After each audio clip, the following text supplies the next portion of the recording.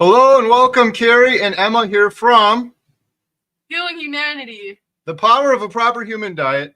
And we just returned back from Alaska. And we spent about a week there.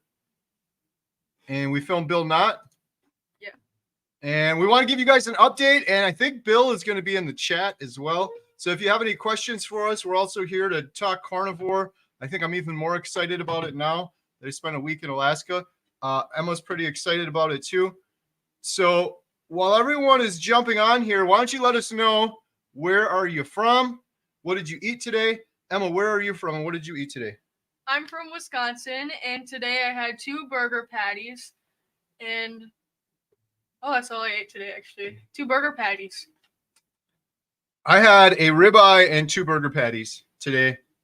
And yesterday, Jen actually cooked up some ribeyes for the family. I taught her how to cook ribeyes. She's never cooked steak on my little grill before, so she knows how to do it now. And I'm like, careful what you wish for. Now you're going to have to cook these for me all the time. Oh, there we go. Are we sharing the photos first? We have some photos. Oh, boy. Are you going to show that? I don't know. We have some photos we're going to share from our Alaskan adventure. Oh.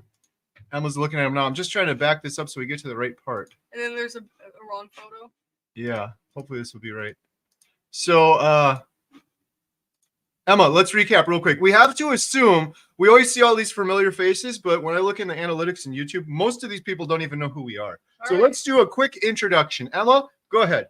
All right, so my name is Emma. I'm his daughter, and I've been doing carnivore for a little over a year now. I had some downs, but more ups than downs. Carnivore has absolutely saved my life. I was vegan for almost 5 years because I didn't believe an animal had to die for me to eat. It took a big toll on my health, but it also turns out that millions of animals suffer awful, horrible death from pesticide poisoning. So I am a compassionate carnivore where I try to only eat meat where I know where it came from and that it lived a good, loving, humane life, like cage-free eggs, or we try to get most of our meat from our neighbors, Aaron and Vicky, because they treat their animals so well. They know every single cow's name. They don't have any tags on them. You can go, oh yeah, that's that, yeah, they know every single name. And actually on the way to the theater, 2 baby cows got out, so we were a little late to the theater, but so yeah, I try to only eat meat where I came from and I don't waste anything. It absolutely saved my acne. I struggled with really, really bad acne. It was hard because I'm a triplet. My 2 sisters always had flawless skin. And then when I was in school, no one my age had acne, and I'd pound on foundation. But yeah, saved my anxiety. There's no way I could be talking to all these people right now, or it's just been so great. And what else? Paulette. Oh, thank you, Paulette. Hey, Paulette. She's sweet. Robin. Oh, Robin. So if you have any questions for Emma, myself, what we were doing with the documentary, what happened in Alaska, let us know, but we'll get into some of that. We'll share some stories from what we did. Hey, Katie's in the chat too. Katie. Ooh. I'll do my intro real quick. I'll make it super quick. My name's Kerry. I'm a carnivore now for 550 days. I'm down over 100 pounds since my heaviest. I overcame depression, anxiety, sleep apnea, snoring, arthritis. I had gout in my foot so bad I could barely walk, and I was on all of these medications for years and years and years, over and over again, medication piling up upon medication, and I never got any better. And then I found the carnivore diet through Dante Ferrigno from Ferrigno Freedom, and then I'm watching a bunch of Dr. Barry videos and all the other good doctors, and I've been doing it for 550 days. Down 100 pounds since my heaviest. I am on no medication. I am no longer depressed, no longer anxious, and what was the and? I had a good and. Oh, and I have reversed my congestive heart failure from a 44 to a 60, and my lifelong irregular heartbeat has reversed. And all of this is in my medical records, and we'll be sharing all of that in the documentary as well. Oh, awesome. We got some good questions coming through here right now. It saved your aging too, I feel. I was looking at him the other day. I was like, wow, he doesn't have any wrinkles and his skin's just glowing. I was like, wait, how old are you? That, but like Dr. Barry said, that's how you're supposed to look. That's how you're supposed to look if you're not putting toxins and poison into your body. All 43-year-olds would look this way. Yes. I feel sorry for all the 43-year-olds. So Emma and I just spent an incredible, amazing It week. was so good. I Should we start from talk the too beginning? much, so you go. Yeah, Emma, let's go. Tell them. Well, quick backstory, because a Okay. lot of people on here don't even know what we're talking about. All We went right, to right. Alaska 1 year ago. Okay, so yeah, a year ago, maybe about a year and 3 weeks ago, my dad got a comment from Bill Nott, a long comment, and then it was just so emotional, and my dad responded to the comment, Bill Nott. And 3 weeks later, we didn't even know Bill. We flew to Alaska to film him. We didn't even know this guy. I went to his house, but And what was his comment? Oh, are you nervous, Kerry? Oh, he's No, the comment on YouTube. oh, okay. He let me watched get one of back my to that. YouTube videos. He said, I'm 700 pounds. I'm stuck in my house for 4 years. I haven't left my house in 4 years. And I think I'm going to die if I don't change something. That was the Don't comment. worry, it gets better, guys. Yeah. And so we went and we were filming him, and we talked for a few minutes, and then it seemed like we'd known him for years. He's so easy to talk to, and he makes you laugh. He's a great person. So yeah, we filmed him last year, and it was so emotional too because I felt so bad. We were inside. So keep in mind, he has not left his house for almost 5 years. That was almost 5 years, right? Okay. 4 years, 5, going on 5 now. So his bed was like right here. His bathroom area was right there. The toilet and the shower, and he could barely walk to his toilet. Anyway, we were outside with his brother Jared having a blast on the four-wheelers. I just felt so bad because Bill was inside the house and we were just laughing, having fun. And you could see him through the little window. Yeah, so it just broke my heart. We were like, this is going to be you, Bill. This is going to be you next year. So fast forward to today, to this year. To last week. To last week, we got on a flight to Alaska. 1 year later. We met John, the filmer and editor. He's very kind and funny too. And then we went to Bill's house, and that was it's gonna make me tear up. So go ahead. I had to stay in the car because we wanted to get Bill's first reaction because John films. We left Emma in the trunk of the car. So I'm like this, trying to peek out the car, and I was filming. My whole hand was shaking because I was so nervous. And I saw Bill walk out. He walked out straight like this. I was like, oh my gosh, and tears started coming down. I'm getting shivers right now. And it was just so amazing. And then they talked, got a little recap for the documentary, and then he was like, okay, come on out, Emma. I'm sure. And then I came out, and I just started bawling, like happy tears. I was like, you're outside, because he was finally outside in the beautiful Alaska after almost 5 years. So that was just so emotional. Give him a big hug, and I looked over, and Dad started tearing up, and then John started tearing up, and you were the one that teared up first, and you created an avalanche. Everyone was like, no, I'm going to start crying. So then it just started coming down. But it was so amazing. And then we put down all the cameras, and we all talked and had laughs. And that was just so fun. So people will be like, why'd you leave Emma in the car? Well, when we filmed last year, Emma was filming. And we wanted to have last year versus this year in the documentary. Last year, I knocked on the door. Bill waved at me from the window, and he couldn't get up to let us in. This year, I knocked on the door, and we waited just a couple seconds, and Bill opened the door and walked out, and we had a big hug, and it was incredible. And then Emma came out after that. So that you guys will see in the documentary. Oh, I gotta finish the story. And Emma's seen it already. Yeah, finish your story, Emma. Go ahead. So last year was so emotional, not him being inside and not being on the four-wheeler. This year, oh my gosh, it was crazy. He oh my gosh, he had a nice setup for us, a tent, and he had tablecloths and flowers. It was beautiful. It was like we were royalty. Anyway, where was I? We went four-wheeling, and I was over there, and I just saw him get up on that thing and swing his leg around. I was like, oh my gosh. That was just so, I thought he was going to use a step stool or something, but he got right up there. He looked so incredible. He looked so good. That was my biggest question going in. I was like, how is he going to do this four-wheeler? Because I have trouble getting my leg up and over a four-wheeler. This guy was just up and easy. He just, like a ninja. He just swung his leg on over. It was no issue. It was pretty awesome. So now it was just so amazing that he was finally outside on the four-wheelers. We're all laughing, having a blast. So you guys didn't see what Emma and I saw last year. So I guess a couple things. One, I didn't realize from watching Bill's videos how small and a confined space he was in. Two, I realized he was stuck in his house, but it's really not a house. It's basically a room, but it's really not a room. He was basically stuck on his bed. He could not stand up straight. He slept like this in a little L shape. He slept sitting upright with paper towel roll under his neck. And he walked like this with his hands on his knees. He could not. When we interviewed him last year, he was like this. And that's how he had to walk, with his hands on his knees. And I said to him, can't you just stand up straight for a second? And he said, no, it hurts too bad. And he's just, his muscles, everything he's losing, he couldn't stand up straight. That is what we saw when we left last year. And if I'm being perfectly honest, and when you watch my channel, that's what you're going to get. That's why we do one cut, no edits. Because when you're passionate about something and you speak the truth, you don't have to edit your words. If I'm being perfectly honest, when we left Bill last year, I didn't know what was going to happen. I knew that Bill was a good guy and he was awesome. But is it too late? That was my worry. It could be too late. This guy's 700 pounds and he has heart issues. He could do carnivore for 6 months, lose a whole bunch of weight and getting healthier. But then maybe he has a heart attack or a blood clot or something from the other 50 plus years of damage that went in there. I had an uncle, a beloved uncle of mine that died at a young age from a heart attack.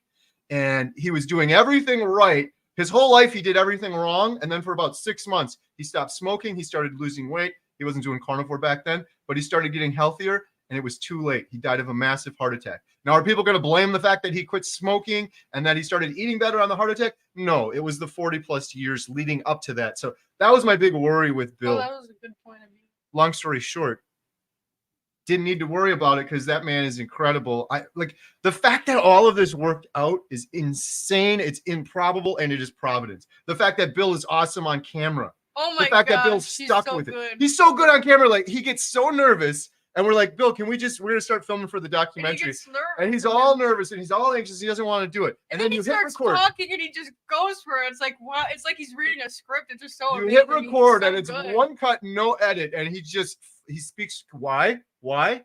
Because he's passionate and he's telling the truth and he's speaking from his heart. And there's no cuts, there's no edits. It's like it's incredible when we go back with this footage. I'm like, we hardly got to edit anything because he just riffs. Bill is a rock star, absolutely. So yeah, that was it. I knocked on the door this time, and Bill came out and he gave me a big hug. And then we went over to this beautiful area that his brothers and him set up for us with his new grill and his tent. And then Emma came out, gave him a hug. Emma started crying. I started crying, and we all broke down from there. And then we exchanged gifts, and the week started. So yeah. And then Hatcher's Pass was just so amazing. Yeah, was that the next day? Let me think. Okay, wait. The first day. So for those, I have to assume there's 400 people on here. A lot of you don't know what we're talking about. Hatcher's Pass is the most beautiful place in the world. Last year when Emma and I went to film Bill and his brother suggested, why don't you take the long way around and go to Hatcher's Pass? And what were we thinking?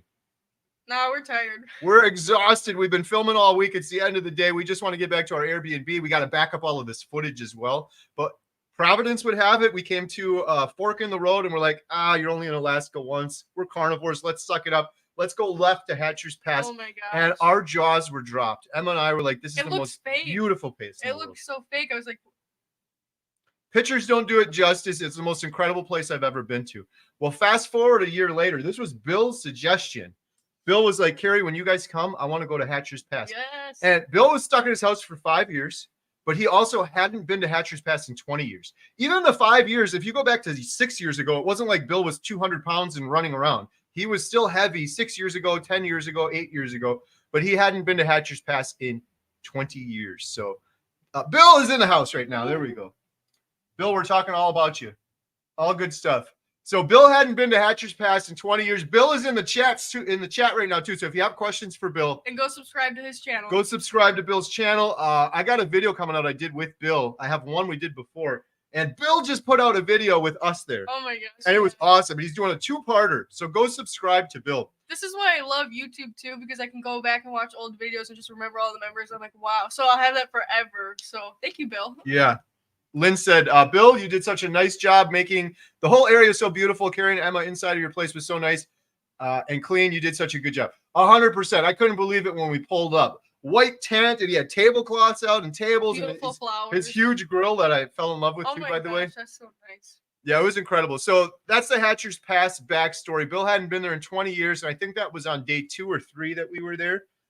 We went to Hatcher's Pass with Bill, and it was the most... I feel like I'm hyping this up. It was a perfect day too. I'm telling the truth. I'm speaking from the heart. It was one of the most profound experiences of my life. Seeing Hatcher's Pass, my jaw was dropped, the beauty of that place. But then seeing Bill and his reaction, this was the reaction. With a big smile. The big smile on his face, and then tearing up and just Oh, the camera's Wow. going out of focus again. I gotta focus. You just gotta stare into your soul for a I second. gotta stare into your soul. This is the only way my camera focuses. I gotta stare right there and then go back slowly. Oh, it'll figure it out. Okay, it is. It was I didn't incredible. remember. And again, we started filming Bill, and he just opened up and he started speaking from his heart. It was incredible. You guys have to wait to see it in the documentary, Healing Humanity, the Power of a Proper Human Diet. But I want to thank everyone that has supported our documentary, people that have donated to the GoFundMe. This thing still isn't focusing. Come on, focus. Is it focus now? If I look Now my eyes are good. now you got to do it too. I want to thank everyone, all of our members, everyone that's donated to the GoFundMe, that bought the shirts and everything like that, because the Bill Nott story wouldn't have happened without these donations. It's incredibly expensive to film this documentary. We interviewed Bill in Alaska for the second time, and we interviewed his brother Jared for the second time. I believe that brings our grand total to 30 interviews that we have done, traveling around the country, capturing these incredible stories of healing. None of it would have been possible without members, without the GoFundMe donations and the shirt. So thank you guys so much. We're not done yet. We still have a lot of filming to do. So if you're interested in learning more, donating, it's donate.healinghumanity.movie. But I was very thankful, grateful, and blessed out there filming Bill, because just being able to witness this firsthand was a huge blessing. But being able to film it and do it, it wouldn't be possible without everyone generous support. So I wanted to mention that. So Hatcher's Pass was incredible. I don't know, Emma, what else did you think? Incredible, no words. It looks so fake. I had to keep going like this, like, that's real. It was so beautiful. And Emma and I actually went back there 2 more times after Yeah. we went with Bill to get more footage for the documentary. We went there to get some B-roll and some additional time-lapse footage. Let's be honest. Yeah, it's amazing there. That was day 2. Oh, look what Paulette said. Should we talk about that real quick? Should we talk about this real quick? Oh my gosh. Okay, so we come home and my door room is shut. And I'm like, why is my door shut? And my mom and Alyssa and Katie and Lily were all standing there. I was like, what's in there? They're like, I got you something. We walk in and there's a little orange cat. I was like, oh my gosh. It looked just like Daisy, so we named it Little Daisy. Long story short, they found him on the side of the road. He's just such a little angel and he's so hyper. He's carnivore. He loves his raw chicken. And so, yeah, now we have a little Daisy. Bill's cat name is Daisy. Oh my gosh, it's the sweetest, fluffiest cat ever. So yeah, now we have a little Daisy. Do you guys want to see a picture of little Daisy? We have some pictures we can show you. If you have any questions, let us know. So that was oh my gosh, that's crazy. Day 2 recap was Hatcher's Pass was incredible. Okay. Was that day 2? Day 2 or 3, I don't remember. Then what did we do? What was the the next snake day was day? the 4-wheelers. Oh. Bill tearing it up on the 4-wheelers. That was so much fun. I got to ride one of the 4-wheelers again. And we had John with. John Morton is incredible. He's a videographer, editor. And he came with. And he had to sit on the back of the 4-wheeler while I drove it and filmed Bill. And Bill was just tearing it up. We got some incredible footage of Bill riding the 4-wheeler for the documentary. We got drone footage. Oh, it was so exciting. It was so cool to see Bill on that thing, because we were doing that for a while. I don't know, hour and a half, just getting all these different shots. Bill was zooming back and forth. And every time I looked up at Bill, I just kept thinking, this is absolutely incredible that this is 1 year later and he's doing this, because that's all he talked about last year. Now I can't imagine next year. Right? I can't wait. As us and Bill say, not next year, 10 months. 10 months. When we left Bill, that's all he talked about was fishing, having a campfire, riding his 4-wheeler. And he wanted to ride that 4-wheeler so bad. But just to see him bolting around on that a year later, but he just had a huge smile on every single shot. I've been reviewing the footage. He's just got a huge natural smile on his face. He loves that 4-wheeler. Yeah, we got to get a 4-wheeler. Bill said, I have to have things ready for royalty. Bill overdid it. So Bill bought this huge ribeye roast. Oh my gosh, it was so way good. too nice. You didn't have to do that, but I'm thankful he did, because that was incredible. So that was the 4-wheeler day. I was going to cook all this up for Bill, and then John got wrangled into it. I cut it up. I think that's why it tasted so good. I cut them just perfectly. Bill picked out one of the best ribeyes ever, but he said he went through, he looked at all of them and he picked this one. It had perfect marbling on it. It was an incredible steak. And John did most of the cooking on Bill's new grill. Yeah, he cooked it all up. We thought all the pressure was going to be on him to make a perfect one. Yeah, which I really appreciated. Perfect. Because while he was doing that, I filmed Bill and was filming somewhere for the documentary and a little bit for YouTube as well. Hi, Bill. You're a huge inspiration, brother. God bless you all. Yeah. Oh, we got some good questions. All right, I'm going to jump on some of these questions.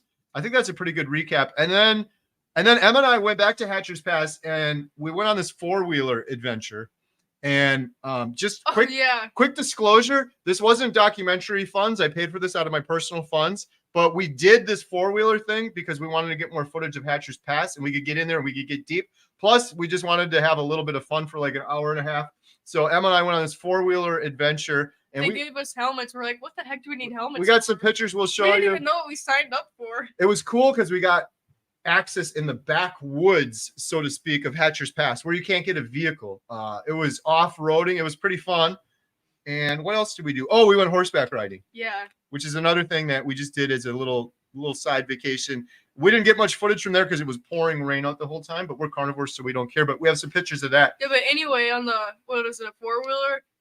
We're just driving, and you have to follow the guy in front of you, and he just goes off-road. We're like, oh, my gosh. And then, what is that called, a creek? He went right into the creek. We just go into the water. It's like rapids. It's not even a creek. It's rapids. This, and our heads are hitting the window. I was like, that's why we needed helmets.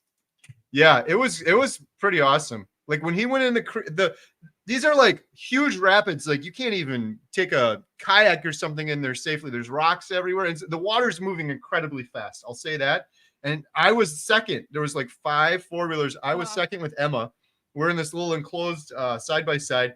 And he turns over and goes right in the water, right into the rapids. And the water's coming up into the 4-wheeler. It's like a little Jeep. It's all enclosed. Oh, yeah, because they also gave us boots, too. I was like, why do we need boots? Yeah, so luckily we had the boots on because the water was coming in. We got some great footage as well, so that was pretty cool. All right, let me see. It says we're back in focus.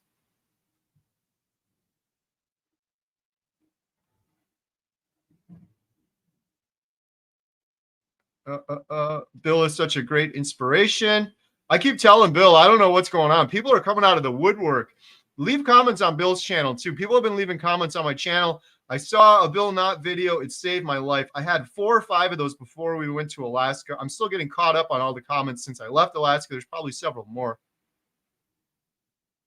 Rock Salt, my buddy. I'm so pleased for Bill. What a great guy. 100%. Now I'm just thinking about next year or in 10 months. I am Jazzy Jude. How do I become a member of your channel, please? There's a little join button under every one of the videos. Just go watch any of my videos. It's a little easier on desktop. You click join. It's a couple bucks a month.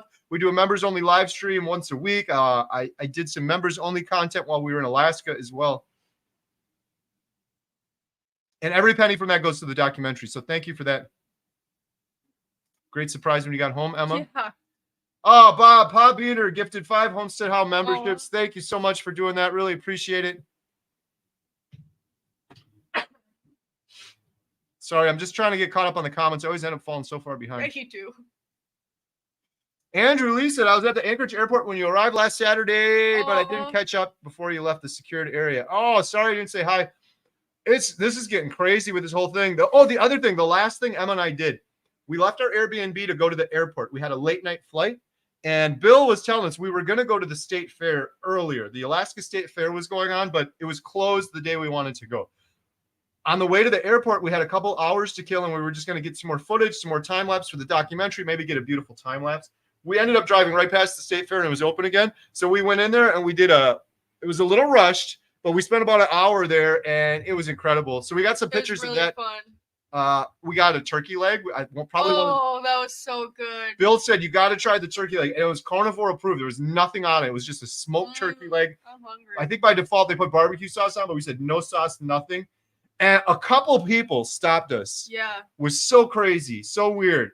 Keery Emma, they recognized you too. I saw your YouTube channel. Lady, in case she's watching. Yeah, we'll talk about that a little bit more, but that was pretty crazy. Chris Stearns, $20. Thanks, buddy. You don't got to do that. Welcome back. Bill was hot dogging. Amazing what a year of carnivore and hope will do for you. How was the Alaska State Fair? Great transition. The Alaska State Fair was awesome. It was so cool. Emma loved it. Like right when we walked in, they had this little area with a bunch of animals. I think it was a rescue for potbelly pigs, and they had baby goats. It was like an animal They rescue. had So a bird. What is that called? A parrot? yeah, they had like a parrot there. And so we donated some money, and then you could go get pictures taken. So we did some of that.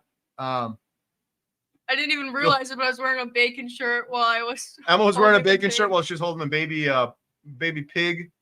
Bill said, Kerry, talk about the people that recognize you and Emma at the fair. Yeah, a couple of people recognize us. The first woman, if you're watching this, please email me, homesteadhow@gmail.com. She started talking to me, and I don't understand what her question was, and I feel like I really wanted to help her, and I don't know if I did.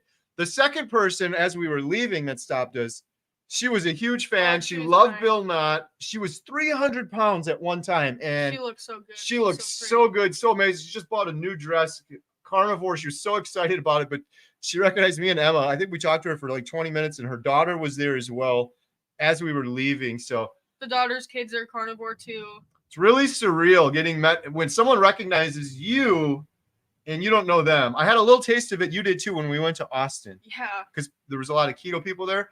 That was crazy. I was at Texas Roadhouse in my area once, and someone recognized me. That was really weird. But what's funny, I'm like, Bill, you're more famous than I am. Bill went to Walmart one time in 6 years and got recognized. One time.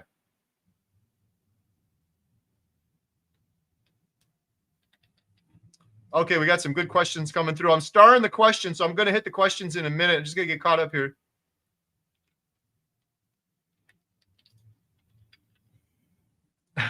Bill said, Lynn, if you could have, we were talking about hot dogging the whole time. I'm like, Bill, do not hot dog. I'm like, Bill, we got to get a lot of shots on you. We don't need you flipping that four-wheeler over. Luckily, no one was injured. Bill's a professional. Yeah. Mike M. Carnivore Bigfoot. Bill has been my major inspiration. If not seeing his video and comment, I may not be here today. Bill, are you hearing that, buddy? Give yourself some credit. Oh my 10 months gosh. in and 200 pounds lighter. And I'm going to repeat what he said there. Bill has been my major inspiration. If not seeing Bill's videos and comments, I may not be here today. Bill, are you seeing this? Bill and I got in a little argument because Bill always says in his videos, which I'm totally supportive of, prepare. Be kind to one another. All of that is so important, but I really believe people can get closer to God when they fix their diet, get rid of those toxins, and they can think clearly without that brain fog, fatigue, stupor. And we can put God first in our lives. When we filmed Pastor Jimmy and Annette, that was one of the things they told me that really stuck with me. The first commandment is thou shalt have no other gods before me. We shouldn't idolize anything before God. And I'm sorry, but I did it myself. I'm not judging anyone. I believe most of humanity is idolizing their food. That's all we think about. What are we going to eat next? What's for dinner? What's for lunch? Every family get together, food. Imagine if we had that same reverence or energy or enthusiasm for God. Yeah. And I believe that when people go this way and start eating this way, they open that up. They get rid of that food, which is an addiction, and they can focus on things that are more important. And anyhow, 200 pounds. That's incredible. Bill, you're doing amazing. Lynn said, Bill Nott, I'm just glad you're safe and very happy for you. No more hot dogging it, Bill. I had 100% confidence in Bill from day one. 100%. I had no lack of confidence in Bill's resolve to do this. None of it whatsoever. But like I said earlier, just who knows what could happen health-wise. Maybe too late, but it wasn't. Bill Nott, and I almost jumped off a 200-foot cliff for a fat guy cannonball laugh out loud. It's in part 2 of this Wednesday. Everyone check out Bill's video Wednesday so you can see him attempting to jump off a 200-foot cliff. Emma's looking so much more healthy than she did a year ago. Wow, there's 505 people on here. That's incredible. Gary, you and Bill are such an inspiration for our family. Oh, I'm glad to hear it. Hey, we got Jen in the chat. Jen's watching the theater upstairs. Kim Gates, looking forward to the documentary. You and me both. I have witnessed all of it firsthand, but we filmed so many people. I can't wait. I can't wait, especially with what we just filmed with Bill at Hatcher's Pass. We could do a Bill Nott documentary by itself, and it would be incredible. And that's not me patting myself on the back. That's all Bill and Bill's story. Yeah. These stories want to be told, need to be told. There's incredible stories of healing. I can't wait to share them with the world. Emma's seen some of the little behind-the-scenes stuff. I'm so grateful to be in this. Well, that was one thing I said to you afterwards. I'm like, think of how many people would just kill to be here right now and see this. They're going to get to see it in the documentary, but you and I are going to be able to say, we got to see this firsthand at Hatcher's Pass while it happened. I will never forget it. Emma will never forget it. And I think Bill would say the same thing.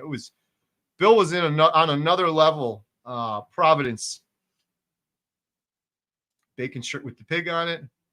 Hey, my buddy Carnivore at 60. Hello, you all beautiful carnivores. Eat the meat. Be the master. I love that. Dr. Kiltz. Wow, Cordelia. Gifted 10 Homestead How memberships. Thank you guys so much. We really appreciate it. Like I said, couldn't have done this without the members. All right, I think I'm almost caught up. Almost there. Bill's new name is I Slim. love that. That's funny. So we got Daisy too. That was our big surprise when we got back. A little cute kitten that looks like Bill's Daisy. Of course, there's only one Daisy. We can't have more than one. But we're going to show you some pictures of Daisy. We're going to show you a few pictures, a little behind the scenes stuff from the trip. Pictures. Some of you are going to be like, I want to see more. Well, we're going to show you a lot, but the more you're going to see in the documentary. And it's very important we don't show you too much. Anything we show the public now, we can't put in the documentary. The goal of the documentary is to reach millions of people. There's only one Bill Nott, but there's a lot of people, millions of people in the world suffering like Bill was, and we want to reach all of them. And I think we're going to do it through this documentary. So the best of the best, the really good stuff, is going to go in the documentary. But we got some great stuff to share with you. So let's see real quick. Question from Deborah Collins. When is the documentary? We're aiming for next year. We're filming people. The premise of the documentary is to film people over the course of a year. Bill just hit 1 year. We still have several other individuals we're going back to film after 1 year. They haven't even hit 1 year yet. I get a lot of people that are like, when is this thing going to be done? Like we're dragging our feet. No, we filmed 30 people all over the world, and we're filming more people, including Tammy Peterson, including Laura Spath, Chris Spath, including Dr. Georgia E., including Dante Ferrigno. So we're wrapping things up. We're hoping for next year, middle of next year, to have the documentary ready for you guys to watch. We're not just doing a documentary, though. We're also doing a series afterwards. I'm so excited. Individual episodes. If you're worried about cancer or you got type 2 diabetes, we'll have an episode all on that subject for you. Who's your carnivore? My buddy Brett got a great YouTube channel. How long has Bill been doing carnivore when you first visited him last year? Well, because I'm a carnivore and this thing's like a steel trap on carnivore, I wouldn't have been able to tell you this before, but the answer is 15 days, just 2 weeks. Bill was doing carnivore when we went to film him, and we met in 3 weeks. So we met him online 3 weeks earlier. About a week later, he started carnivore, and then 15 days later, we were out there filming him in Alaska, which was crazy. Absolutely. When Emma and I were driving there, I looked at her. I'm like, I'm being a bad father right now. I'm taking my teenage daughter to some stranger's house. We don't even, this guy could be an axe murderer. We don't know him. We just talked to some guy on the internet, and now here we are. It was Providence. All right. We got some questions here. I'm going to jump into the questions. If you have a question, please put a QQQ. And if you get Bill's in the chat, you got a question for Emma, myself, or Bill, put it in there. Really appreciate it. Chris Stern said, hope some of the folks here can make October 12th meetup right here above us. Montello Theater, we're having a big meetup. It's not even a meetup. It's almost like a mini carnivore conference. Dr. Robert Kiltz is going to be in the building live. He's going to be sharing his carnivore story. Nia, she's got an amazing YouTube channel from Nia's Way. She's going to share her story. JT, Anna, Poco Moonshine family, Jen, anyone else too. Like, it's going to be a meetup. It's going to be a little conference. And my buddy Chris Stearns is going to be there as well. I'm looking forward to meeting you in person. Are we going to hand out bacon? I'm really thinking about offering bacon. We're not going to have any popcorn or garbage like that here. We're going to have carnivore snacks. I want to see if we can get, I don't want to, this is an old building. I don't want to blow some fuses, some circuit breakers, but we're going to try to get a couple of air fryers running upstairs and get some bacon going for the big meetup. Cold bacon is so good too. That's what I was thinking. We could just prep a whole bunch and put it in the fridge. I love cold bacon. Otherwise, it'll be hard to do it on demand. Yeah. For a bunch of people showing up at one time. We have 135 seats, and it's going to sell out. I think it's getting close to selling out now.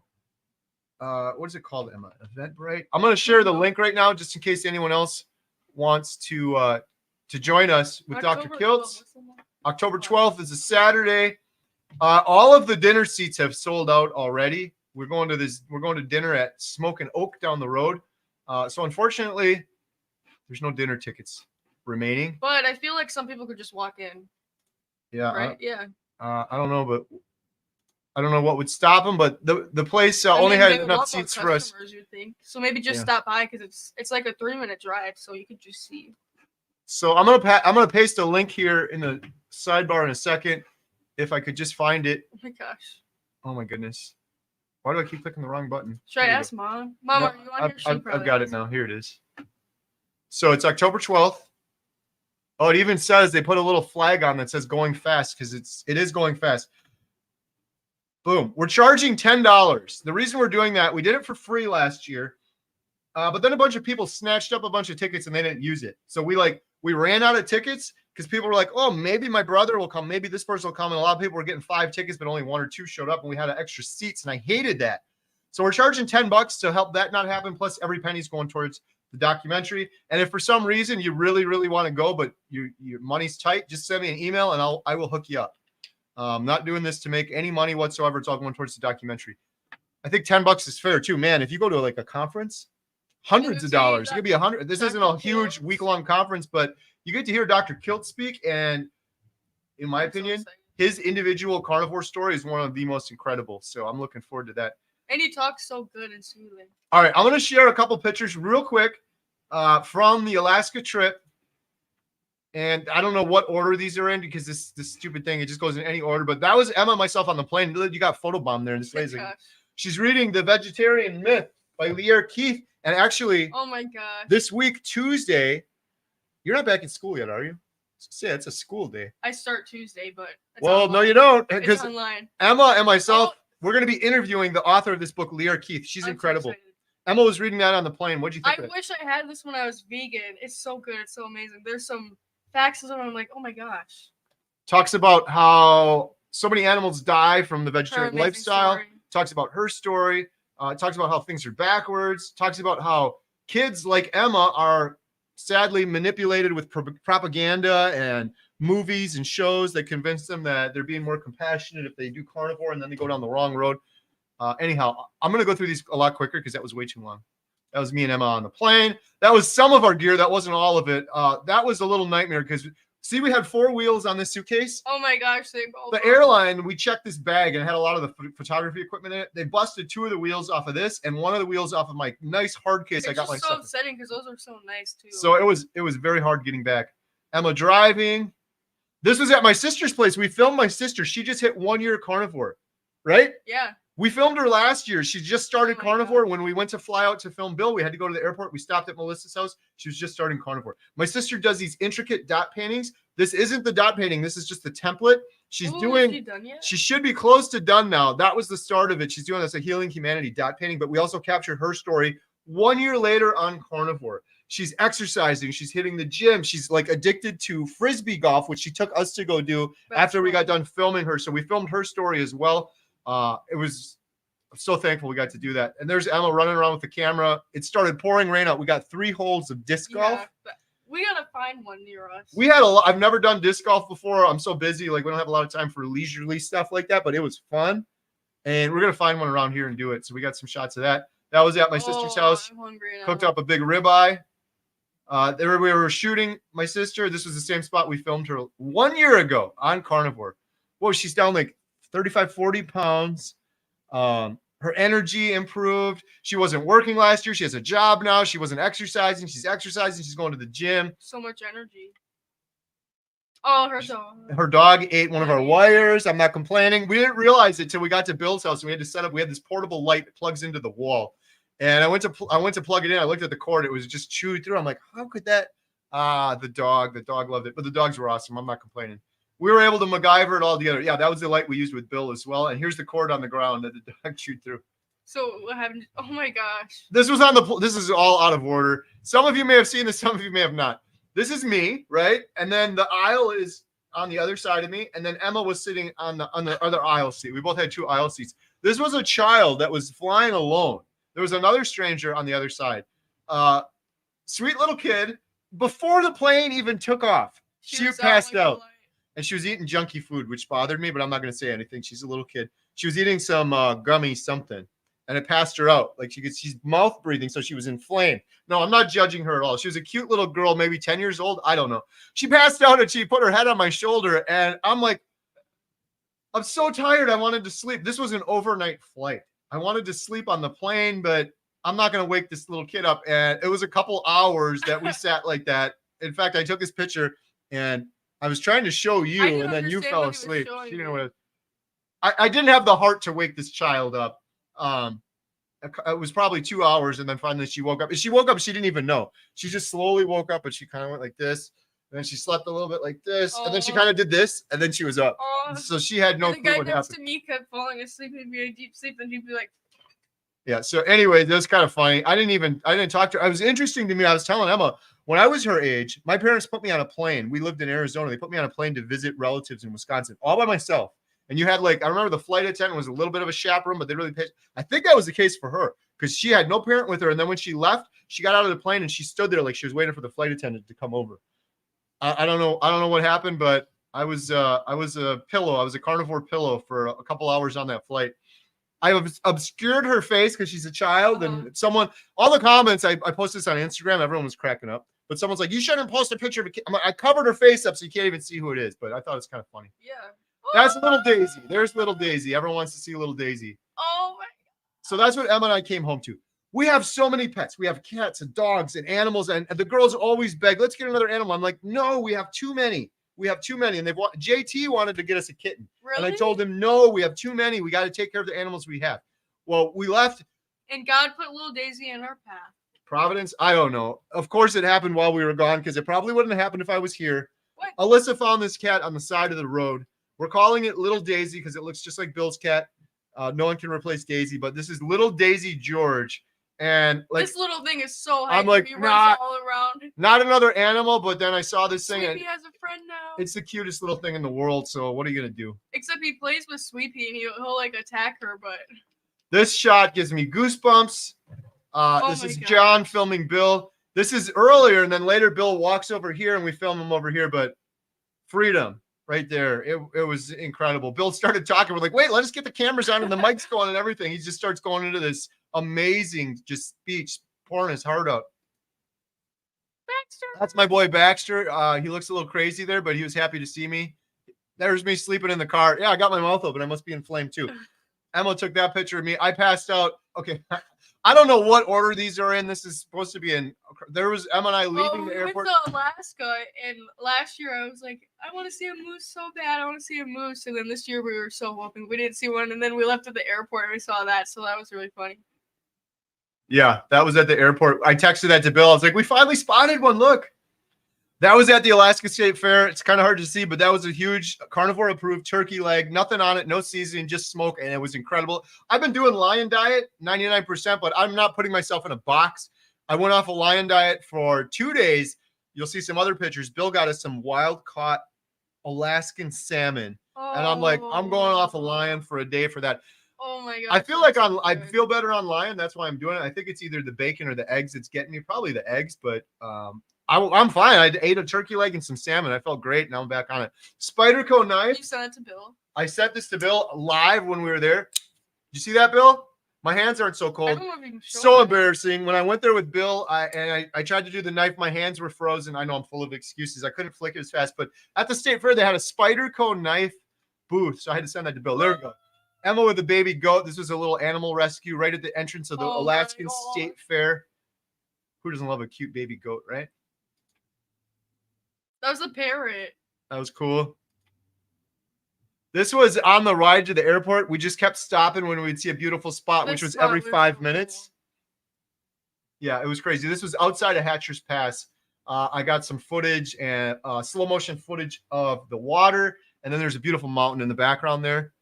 I think this is a thumbnail I did when we got back on a video. Trapped indoors for almost 5 years. This was Bill's picture before. This is from his YouTube video. Look at his face after, how skinny his face is afterwards. He looks so good. 1 year carnivore. He's down 260 pounds and he's free. I love this picture. This was at Hatcher's Pass right after Bill gave his testimony, and he's wearing the Healing Humanity shirt, which is awesome. Oh my gosh. There it is. That is. I'm hungry now. That was so good. I'm not hyping things up. That was so good. Maybe it's because I've only been eating steak for like whatever on lion diet. It was. I've had salmon many times. My daughter Lily will make it. We try not to get farm raised salmon. We try to get the good stuff, but this fresh salmon, it was never frozen. Thank you again, Bill and Joanne, Bill's stepmom, hooked this up before We left and we cooked it up that night. A little bit of butter. Oh my goodness, it was so good.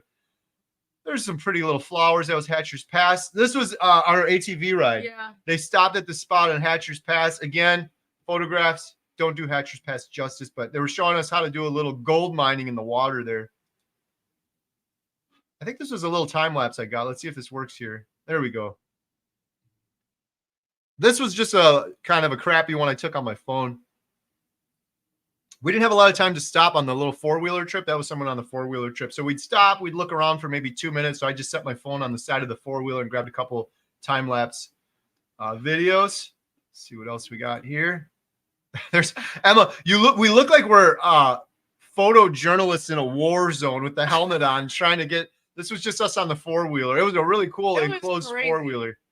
But yeah, this was just. I think this is before we were going into the water.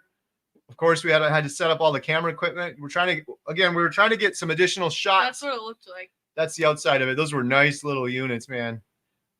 He played Weezer. Yeah, I got to play Weezer. There was a little radio on it, but we got to get some time lapse and some B-roll. Oh, I'm hungry. This is me being a good dad. I had to pack a lunch for Emma. That was before we went on the four-wheelers. I'm like, we're going to be gone all day. So we had ribeye and bacon. And I put it in this glass jar, and she brought it with in the car. And devoured it in 2 seconds. I ate a whole bunch of ground beef all week. I've always eaten ground beef. I love it. More patties on Lion Diet. I've been eating a lot of patties, but I got some ground beef when we got back from Alaska. I love eating ground beef and then putting the extra in the fridge and eating it cold. I did that almost every day while I was in Alaska. Cold ground beef out of the fridge. Prior to doing carnivore, I'd have been like, that is gross and disgusting. My body craves it now. We had this so big bowl, and we were just I was eating first thing. He's just like. This was a little side time Emma and I took after we got done filming Bill. We were actually ended up being in Alaska 2 days extra than we wanted to. We moved things up because John was only available 2 days earlier, so we moved things up 2 days, and we were able to get a lot of the footage before. But Emma and I went horseback riding, and it was pouring rain out the whole time. But we don't complain because we're carnivores, and we had these little ponchos on, and. It's freezing. What were your thoughts? I'm talking too much now. You talk. You're going to do the rest of these photos. I'm going to shut up now. My horse's name was Cassie. What was yours? I think it was Mocha. Yeah.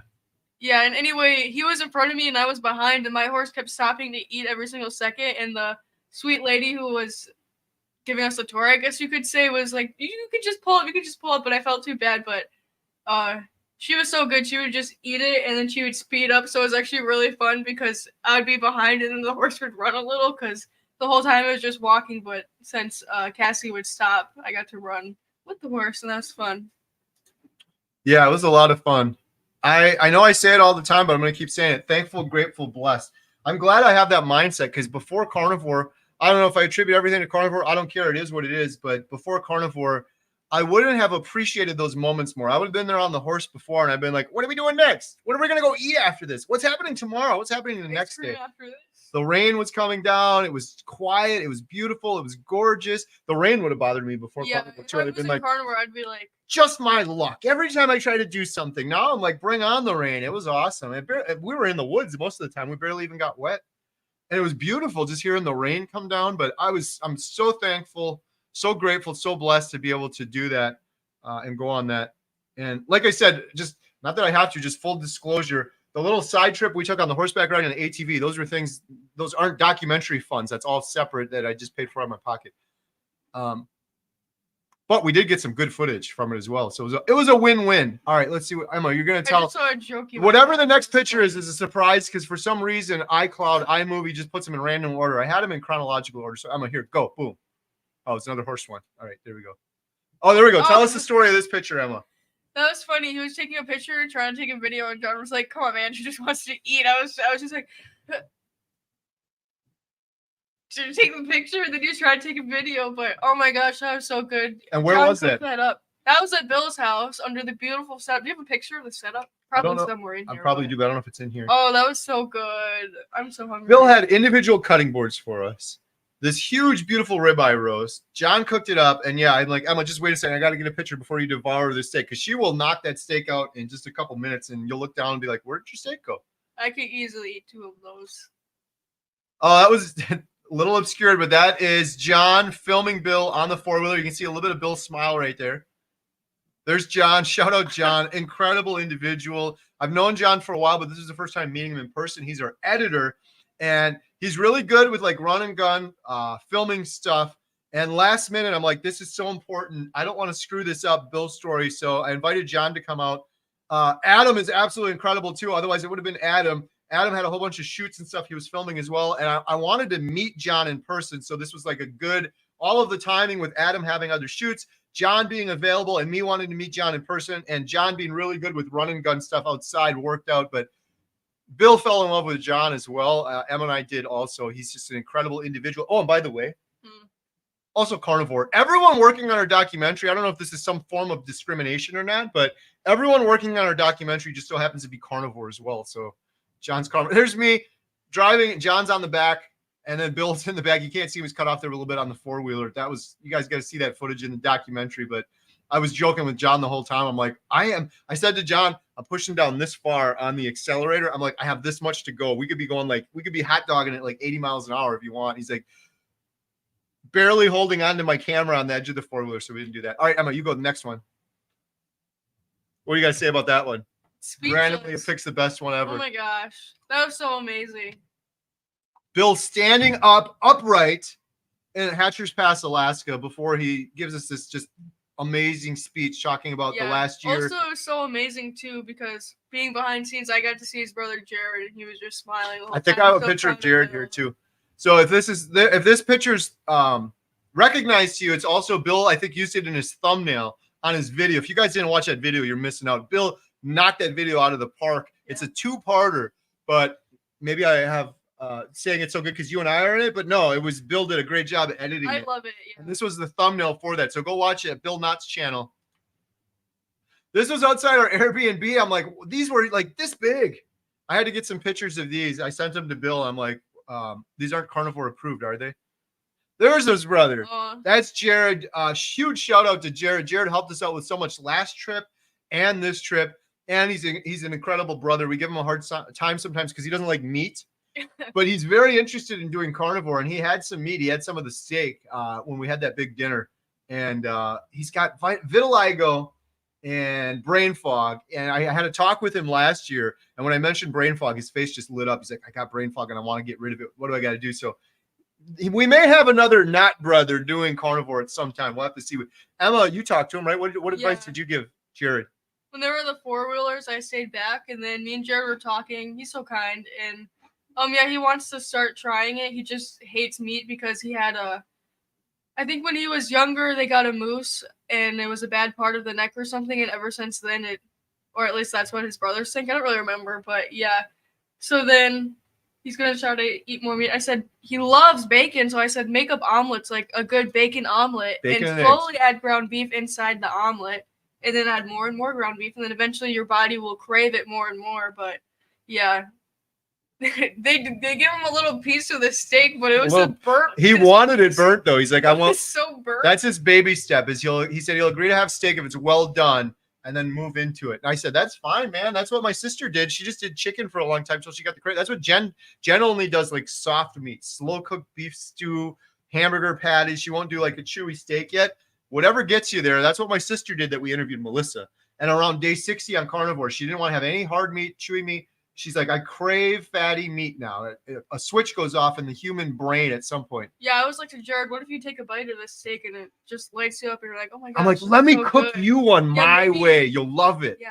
You got the wrong one before. But Jared's awesome. There we go. Talk about that picture. Next. Talk about that picture. John. That's John flying my drone. Yeah. He did an awesome job of that as well. Nice.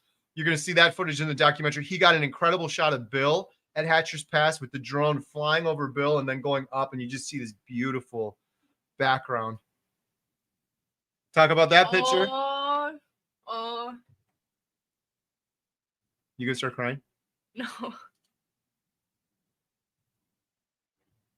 Amazing. He was just taking it in. So there's the van. This is the thing with Hatcher's Pass that makes it look otherworldly, right? These clouds, these low-hanging clouds, they're just everywhere, and they're moving so quickly. So that was the reason we went back and got more time-lapse. But Bill was actually in this van with Jared, and then Emma, John, myself were following behind them. And then eventually John got in and was filming Bill in the van. And then eventually we had to do a little scouting to find the right spot. Oh, Love this place. This is Summit Lake. And you go up a road and you get to the top of Hatcher's Pass, and it's beautiful. This is where Emma went last year. I don't know what that is. This is us driving behind there. This is us with Jared, and we're kind of scouting out, like, would this be a good spot to film, Bill, or the next one?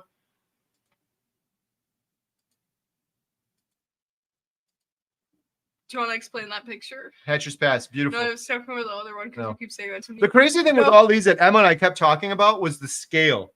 These mountains look huge, Oh, yeah. and when you're at the bottom, we're both like, so if I was sitting at the top, would I be like a little speck, or would I be like this big? It's so hard to judge the scale of these Can I climb things. that in 30 minutes? Yeah, when we were on the four-wheelers, that's all we were talking about. Is like, can we just take the four-wheeler like right up the side of the I mountain? wanted to ask Bill, if you look closely into the mountains, there's like little critters. I have no idea what it was. They're Yeah. so cute. It looked like a squirrel mouse. I don't know. It's just beautiful. There's a roadway from kind of far away. Hatcher's Pass. We were following. Bill was there in the van, and what was he doing? You could just see him like looking around. It's just so excited as we got closer and closer. There's Bill rocking the Healing Humanity shirt. And Daisy in the background on that picture. Oh.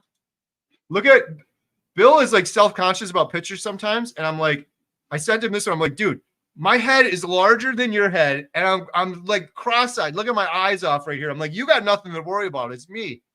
You're down 260 pounds in 1 year. You got nothing to worry about. Just so everyone knows, there's new people on here. We didn't go to film Bill because we're saying Bill's done with the carnivore diet. He's finished. No, it's just a 1 year check-in. Bill has always said he thinks it's going to take about 2 years, and we're aiming to go back there. Oh, When? you have a picture of the bike? He has I a don't think I have it on beautiful here. bike. You're looking that way. He has a beautiful bike hanging up, and he's going to ride that. Not next year, in 10 months. 10 months. We're I'm hoping so to get back there in excited. 10 months, less than a year. We're hoping to go back there for Bill when he's reached his goal. That's the original. That's the OG Daisy. So we have Lil Daisy, and that one is Big Daisy. The original. Daisy's incredible. Talk about Daisy for a minute, Emma. Fluffiest cat ever. Sweetest cat. We just walked into the house with all the camera equipment, and he doesn't get scared. I don't know. Other cats run away. He just comes up to you, and he'll like, I don't know. He's just so a little angel. He's a little genius. Daisy is just like doing Daisy. Bill has said this before. Bill has such nice stuff for him in there. Oh my gosh. He has a catio too, a big thing where Daisy can go outside, and he has these things above where Daisy just walks up there. We were interviewing him, and Daisy was just up there, and I was looking at him. You guys know how I like to do one cut, no edits. Well, I filmed a little YouTube video with Bill, and at the end of it, it went perfect because you don't have to edit with Bill. He just talks. At the end of the video, I'm like, how do we end a Bill Nott video? And he said, with Daisy. And just as he said that, Daisy came indoors from his outdoor catio through the window and just walked right in. Oh my gosh. Yeah, Daisy's such an angel. Someone asked, does little Daisy purr like Bill's Daisy? Oh my gosh, Daisy? I was so surprised. Yeah, little Daisy does purr so loud too. But nothing like Bill's Daisy. Gosh, nothing like that. Maybe when little Daisy is older, but after John only could stay like 2 or 3 days. After he left, we went back and filmed a little bit more with Bill. And one of the things Emma and I filmed was Bill with Daisy.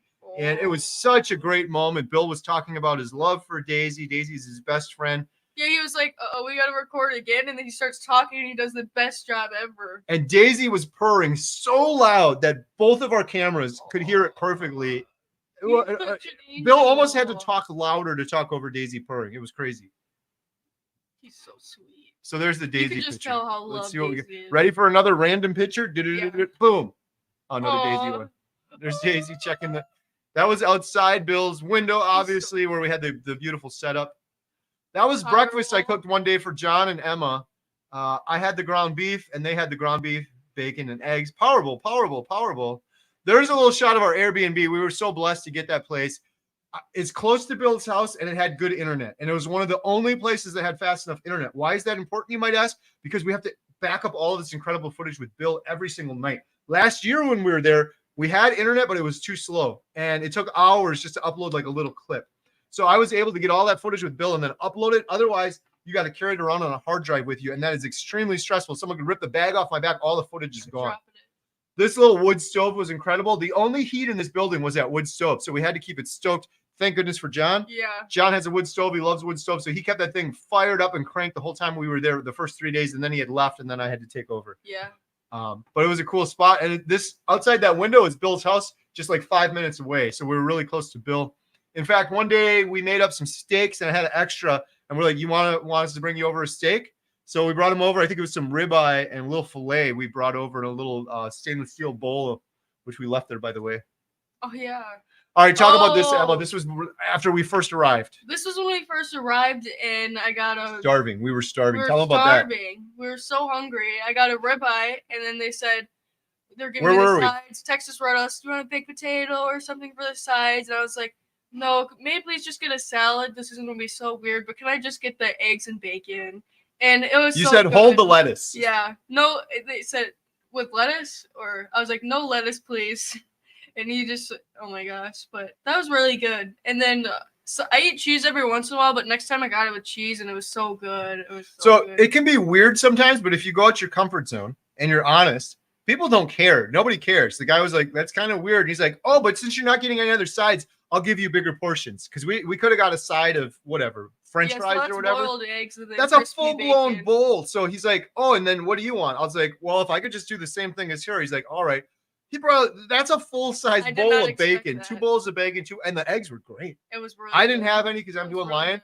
but she liked them and she was telling me they put them in like a chilled bowl. Carnivore salad. Carnivore salad. You can add cheese if you'd like. We ended up going to Texas Roadhouse like 5 days later when we were leaving, and you did the same thing again. And I got cheese this And it was time. a different person, and yeah, she got cheese this time. And the lady looked at And her a it was little so weird. big. The lady's like, I don't care, whatever. Big salad bowls. The whole thing was full. Yeah, so that is. We're calling that the carnivore salad. Yes. You have it's not on the menu at Texas Roadhouse. You got to ask for it special carnivore salad. With no lettuce.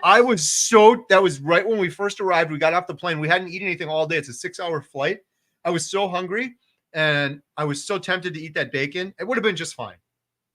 But I've been doing lion diet. I'm like, if I do that, then tomorrow I'm going to eat bacon and then I got to film Bill the next day and maybe it'll mess me up. So I abstained and I was so happy I did.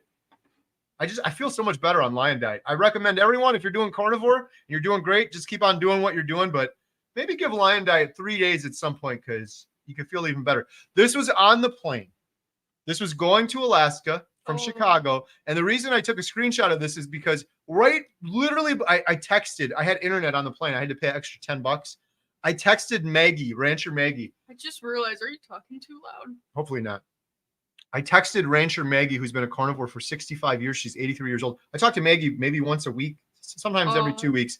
And I told her, I'm right above your head right now. And I told her, we're going to film Bill. She loves Bill. She's a huge fan of you, Bill. She's been following your story from the beginning. When Adam and I went to film her, she kept asking us all these questions about Bill. She talks about you in the documentary. You'll have to see that part. But I said, I'm above you right now, Maggie, in an airplane. And I sent her this picture. And I said, we're going to film Bill. And she was so excited about that. So my buddy Jeff DeProsperous, he's coming up on a year. We're going to go out to film him again in November, December. But I was going through all of my Bill footage and I was organizing things. I was preparing for this big interview and I was writing down all these questions for Bill. And I rewatched some really awesome footage with Jeff D on the plane. There's Emma reading her book again. I think we've come full circle. Is that everything? Let me just make sure. Yeah. Yeah, there we go. So those are some pictures. There's little Daisy. We'll end on little Daisy. So we have a whole bunch of questions here. I think I got caught up, but there's probably a lot more.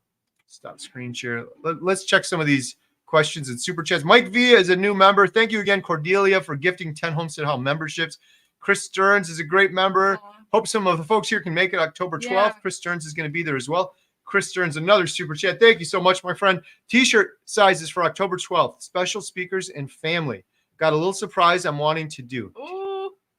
Special. Oh, you want sizes for the speakers and the family. I will work on that, Chris, and get it for you. I could probably tell you right now. Medium, medium, medium. Oh, I was looking. Are you medium or small? Me? I like a medium because I always put my stuff in the dryer, and with these shirts, you want to just air dry them. I would say 4 mediums.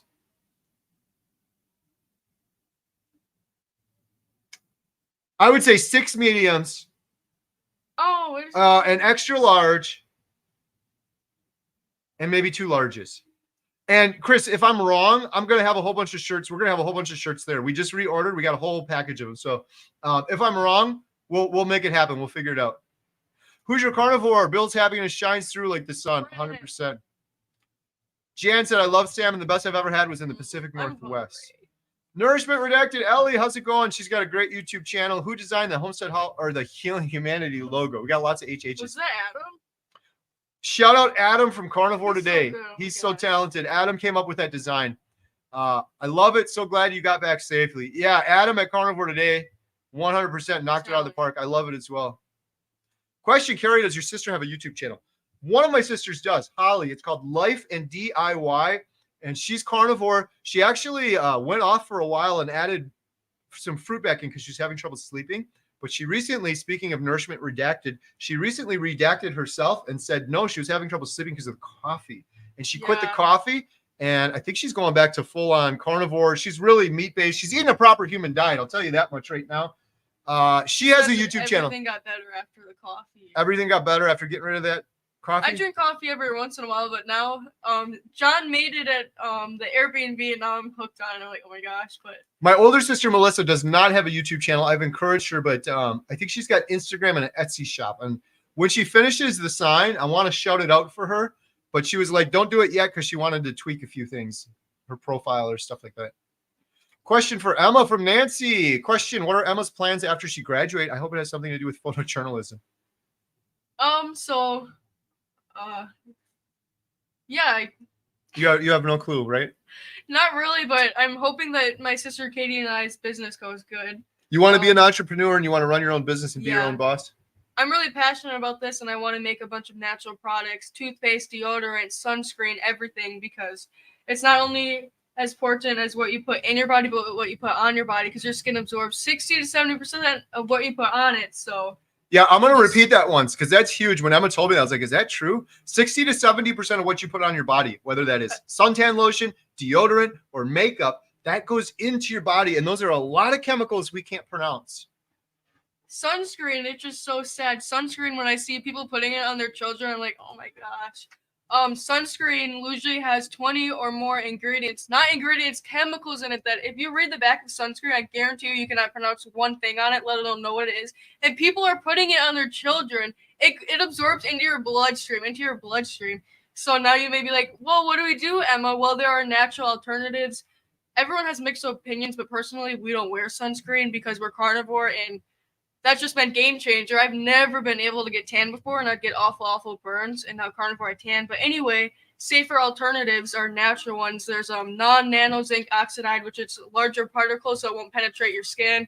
And that's been great too. I have my friends who use that. But yeah, so we want to make a bunch of that. So that's what Emma's plans are when she graduates. And YouTube. She's doing YouTube under, what's your YouTube channel? Quick. Emma the Carnivore. Emma the Carnivore, and her and Katie started this. I'm proud of them. They did it all by themselves. I thought they were going to ask me. Long to do the website. I didn't help. I had nothing to do with it. I didn't help with any of it. They did the website, and they're up and they're taking orders. And we shouted it out on the live stream earlier, and you got some orders coming through. Yeah. So she's selling natural carnivore skincare. Yeah, right now we have whipped body butter, and it's been so game changer for my skin too. Of course, carnivore saved my acne, but it's been amazing. I slather it on before I go to bed, and I put it on in the morning. And it's been amazing. Chapstick. Oh, I wonder if Bill's still in here. My lips will get so chapped and dry, and this has been game changer. So we're making lip gloss soon too. So excited. So there's a link in the description below if anyone is interested in getting that or learning more. The website is compassionatecarnivore.store. That's Emma's plans for the future. Be your own boss.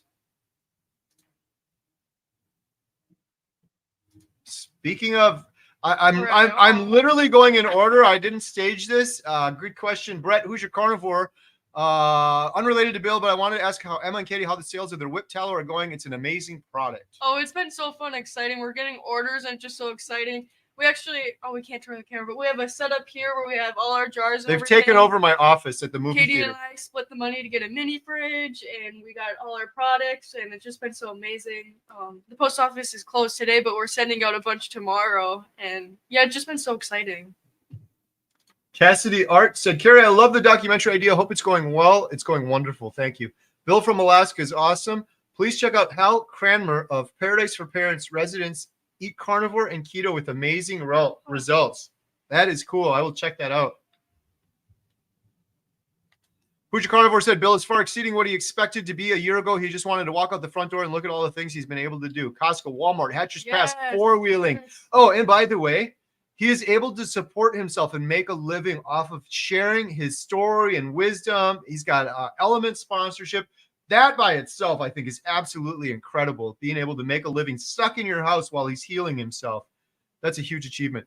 Michael Jackson, $1 super sticker. Thank you so much, £1. Really appreciate it. Every penny goes towards the documentary. I'm also a big fan of your music, so thank you for that. Bill said, Emma, those little animals were marmots. Oh my God. Lots of them up there. We almost ran one over and we're like, what is that? We should ask Bill. So it happened so quick. It looked like a little squirrel or something. What the heck is that? Oh my gosh. There we go. I should pull one. I'll pull one of them up on here. Bill looks amazing, said Jack Lavoska. $5. Thank you, Jack, so much. Great first year, my friend. So inspiring. Thank you, Jack, for the super chat. And tomorrow, right, became a YouTube member. Let's see. Did I get all those questions? See, Bill, at least I got to see some wildlife. These things are so cute. I saw a bunch of them on the mountains. Oh my gosh, you gotta pull up a picture. Keto Simple asked, have you tried to reach out to Joe Rogan in his camp for the documentary?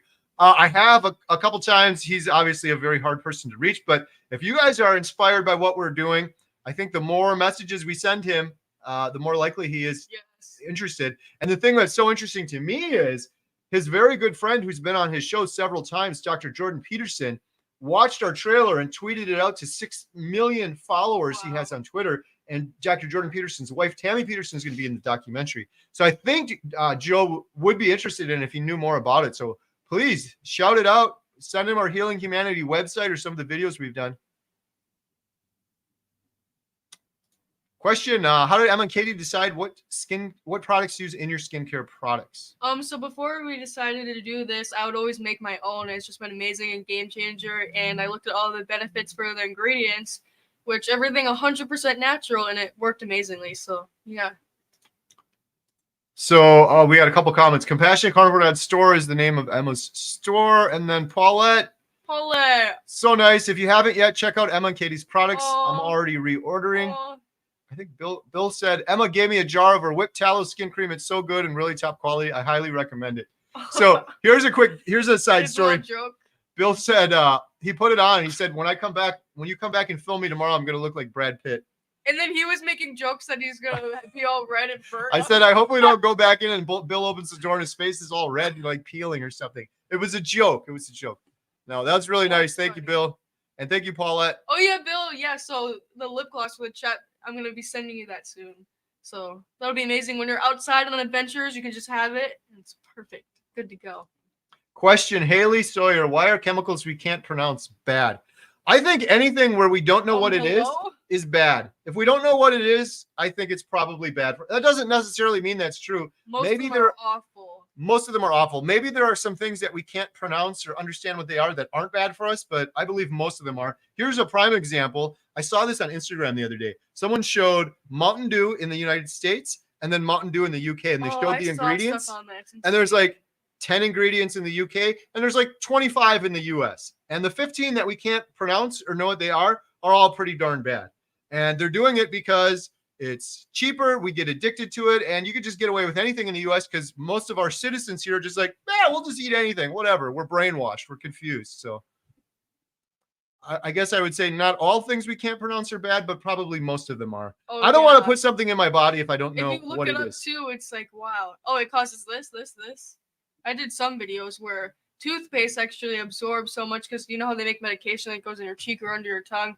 Yeah, that's how fast it works. So most toothpaste is awful. Same with deodorant because deodorant is meant to block out that. So all the toxins stay in. You're meant to sweat it out. So there's good natural deodorants where you still sweat. But yeah, on carnivore too, we notice that we don't have bad BO, I guess you could say. One of our biggest things with carnivore is not just, we ate meat, it got everything better. What happened is we returned to what is natural. And when you return to what is natural, everything gets better. And when you escape from what is natural, which is precisely what humanity is doing, everyone's getting sicker and sicker the further away they get from natural, mainly through the foods we're eating and the chemicals we can't pronounce, but all the other things we're doing as well that aren't natural. It would be awesome to get Kennedy on your show. We're talking about RFK.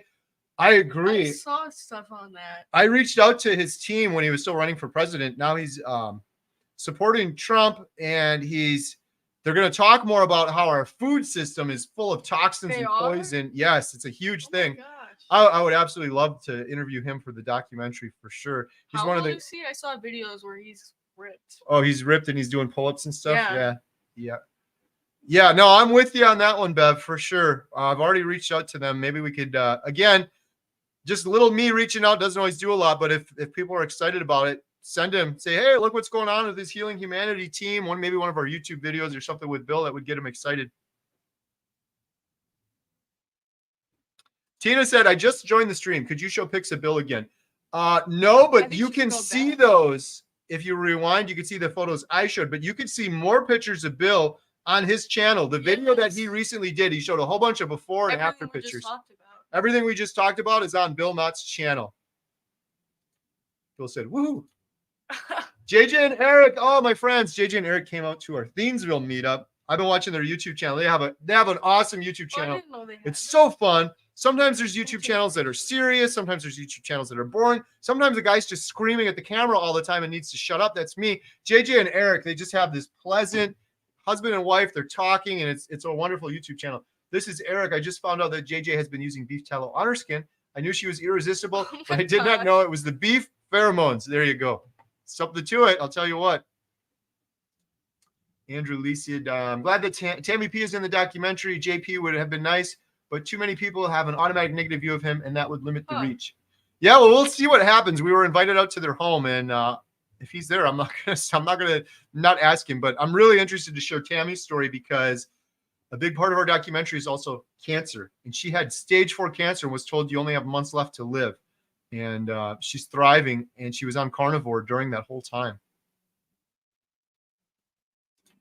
The Kingdom Way, keto to carnivore. I'm coming to meet you, Kerry, when you come to Ontario to see Jeff. Oh, that'll be awesome. We can do a big meetup out there.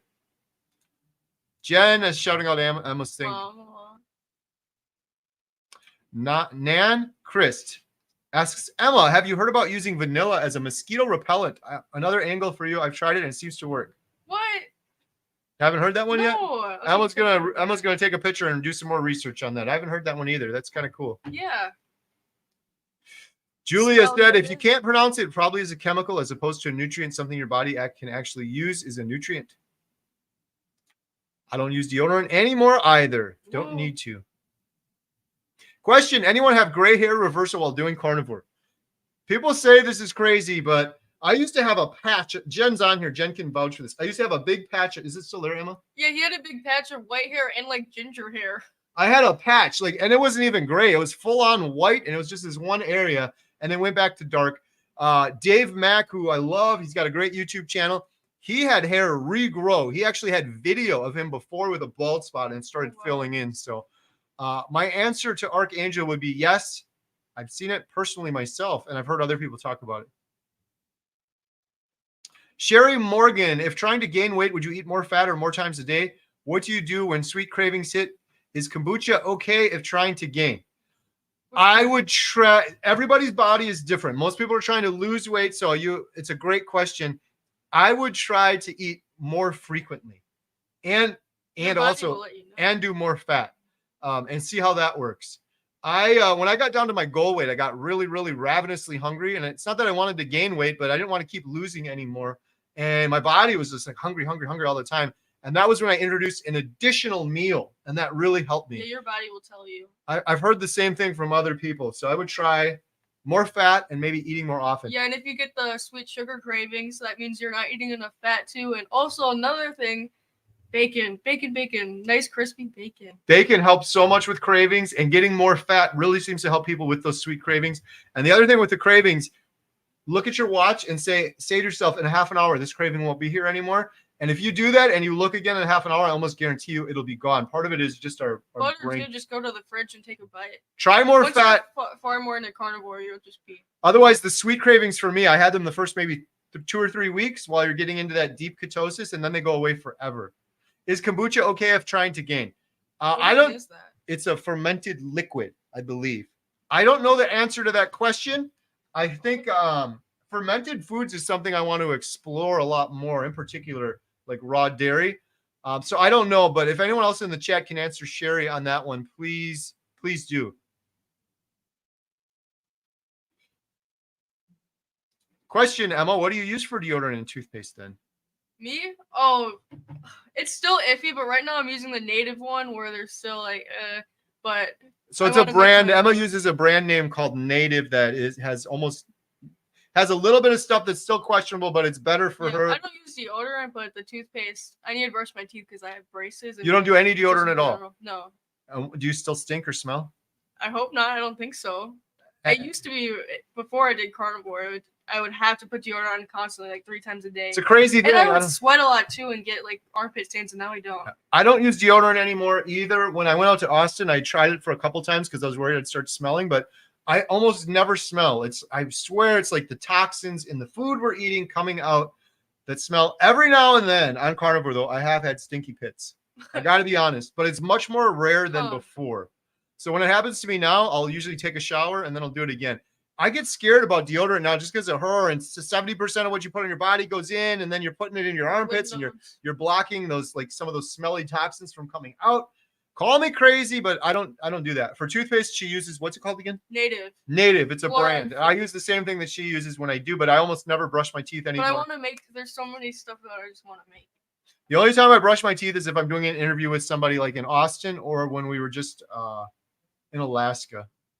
I almost never brush my teeth. I know it's crazy. I truly believe that. We were talking about this the other day. Yeah. If he would have not grown up eating sugar. If I would have not grown up eating sugar, I don't think you would need a dentist. You wouldn't need to have any cavities. I wouldn't have had any root canals. I would have had none of that. I have to because braces and because hygiene. But Mike said, since started carnivore, my hair on the top of my head is about tripled. Ooh. Which is still not much, but I'm happy. Yay. Going in the right direction. It's only going to get better. Andrew Lee said Trump was asked why he ate pizza with a fork, and he said it so that he doesn't eat the crust since he's trying to keep his weight under control. Well, there you go. Hey, if he wants to do even better, he should. When I used to do keto, I used to do that. It's such a waste. Or try to make a keto pizza, which is just cheese and like the sausage on top and a low carb thing. But a little quiche would be good. Nancy C said, did you see Casey and Callie Means on Tucker Carlson? I have. I saw Casey when he went on there by himself, and now I saw both of them. I would love to have Casey and Callie Means on the documentary as well. Obviously, they're not carnivore, but they get how screwed up and toxic our food system is, and they speak to it so well. In fact, I got the book right here, Casey Means' book, which also Callie wrote part of as well. Incredible book. I wish the end result was more carnivore, because this is a huge step in the right direction. But I got to be perfectly honest with people, and I don't believe the solution that they outline is the best solution. But I agree with everything else they're saying in terms of our food system being toxic and people getting poisoned. My problem is a lot of people will do that, and then they'll start eating things that are better, but they're still having pesticides and glyphosate and forever chemicals and these toxins that are in these fruits and vegetables. That these fruits and vegetables are a shadow of what they used to be in terms of the nutrients you get out of them. And then you have to weigh that with the toxic load you're getting from eating those things. And as we're eating more and more of them, we're seeing leaky gut and depression and anxiety incidents go up as we're consuming more and more of that stuff. So, well, I would love to have them on the documentary, though. They speak so well to that. Diane Folk, question, still can't find a link for tickets in Montello. So I put the link in the chat before. I'm going to throw it in the chat again right now, and I'll try to get it in the description of this video as well. Otherwise, if you just Google, I think, if you Google Montello Theater Meetup, spelled like MEAT. Oh, I love that. It'll probably come up. What? Yeah, it comes up. It says Inspiring Carnivore Stories Meetup at Montello Theater. So if you Google Montello Theater Meetup, you'll find it as well. Otherwise, I just tossed the link in the chat again, and it's up there a little higher up on the page also.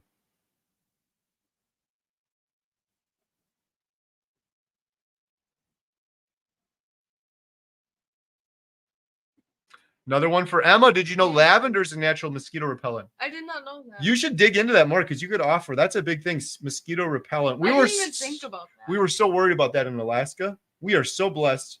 Both years, mosquitoes in Alaska can be horrible. Bill can attest to that. We missed them last year. We just hit it at the right time when they weren't very bad. I got a couple mosquito bites this time, but they weren't bad at all. But anyways, that could be a good thing to add to your skincare line. Thank you, Nancy. Oh. Pauline, I have a hard time finding bacon without sugar. Where do you get your bacon? It is tough. If anyone else has some comments below, I know there's a few people that have mentioned different brands. I'm not eating bacon right now. The cleanest bacon that Emma and I have ever done was we went to Costco. We bought a pork belly. We smoked it on our smoker. We sliced it up, put it in the air fryer. Clean as you could get, and that was fantastic. So if you could do that, try it out. It's a little bit more work, but you know exactly what you're eating then. We got to do that again. That was so good too. Question for Emma. Lots of questions for Emma. Do you deliver to Canada? Right now just USA, but later we really hope to expand. Yeah, kombucha is fermented veggies, Japanese style. Huh. Someone said, that's Emma. Wow, what a transformation. Chris Stearns, my buddy, all fingers and toenails have never looked so good since Carnivore. Another great surprise. Word, yeah. You got to start writing down all these surprises, right? It's like things you didn't even realize you had wrong with you are so much better.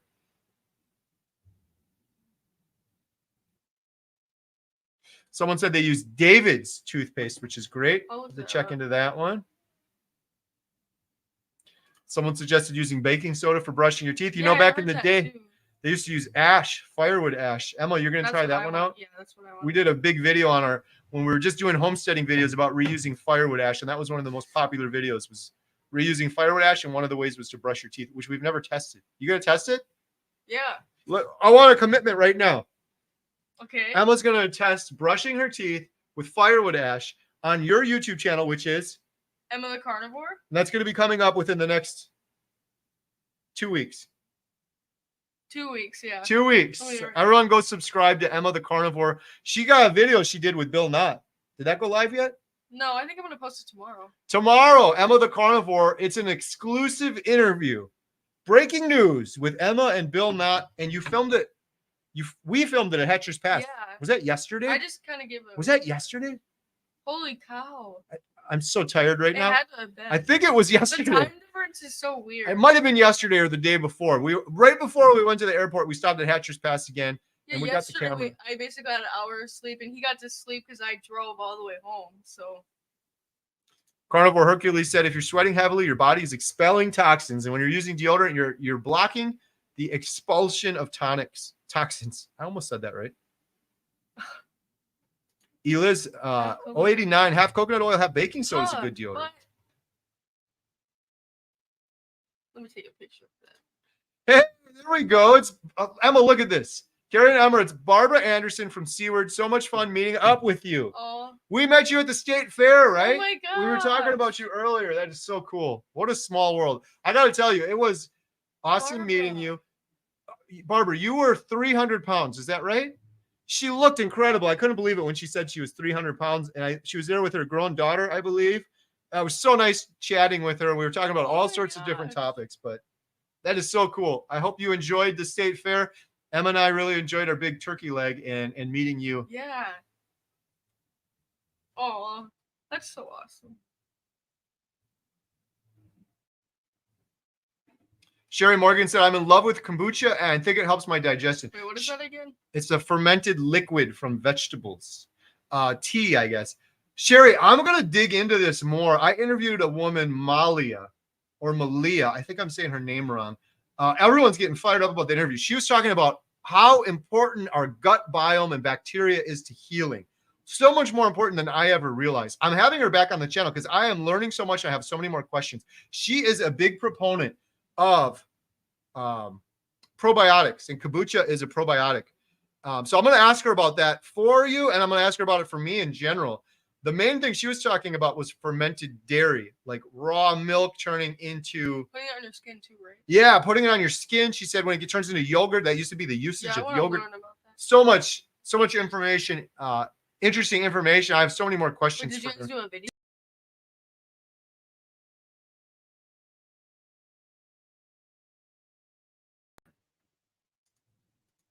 I don't know why I just blacked out for a second. I think Emma kicked something. So more to come on that. We did a video and we did 2 videos together. Hear us, right? You guys can hear us, right? If you can't hear us, start telling me in the chat, but I think we're good now. But I want to dig into that more. I want to dig more into the gut biome, because what she told me in that video was when you cheat on carnivore, Yeah. I used to think, oh, if I cheat, that's going to knock me out of ketosis. I could be out of ketosis for maybe 5 days. That's horrible. And then I got to go through the keto flu and do all this again. So I've never cheated on carnivore. But she said, no, Kerry, that could mess up your gut biome and breed the bad gut biome for 2 more years. She said it could take 2 years. It could take 2 years to completely eliminate the bad gut biome. About that next time. Yeah. So that made a lot of people mad. They're like, oh, I cheat every now and then. And she was able to even tell me, I'm like, so I'm at day 500. I haven't hit 2 years yet. Do I still have bad gut biome? She said, yeah, you do. They're able to name it, and they actually have it down to a science where they're like, okay, after 30 days, you eliminate this gut biome. After 3 months, you eliminate this gut. And we could tell you what happens. And she could kind of marry the science with her personal experience as she was doing carnivore herself. We did this video already. You don't watch my YouTube channel, so you don't know. No, I didn't see it. And then I did another video with Malia. Bill's videos. Her second video was her story. She has 7 children. She's been doing carnivore. Oh my gosh. And I emailed her when I was in Texas. I emailed her when I was in Alaska. And I said, we got to do another video because I have so many more questions for you. And so do people that are watching. Like, why does she suggest only eating soft meat? She said that in the video. I recommend only eating soft meat. Like slow cooked meat would be soft meat, I think, or ground beef maybe. Why? And what meat? Steak is bad? Why? And what is the reason behind it? So many more questions. You guys have more questions for her, shoot me an email. Wait, did she say why? I haven't asked her. I told her I want to do another follow-up video with her, maybe live. What's that video called? Just check it out. It was on my channel 2 weeks ago, maybe. One great thing about the desert, no mosquitoes. Oh, awesome.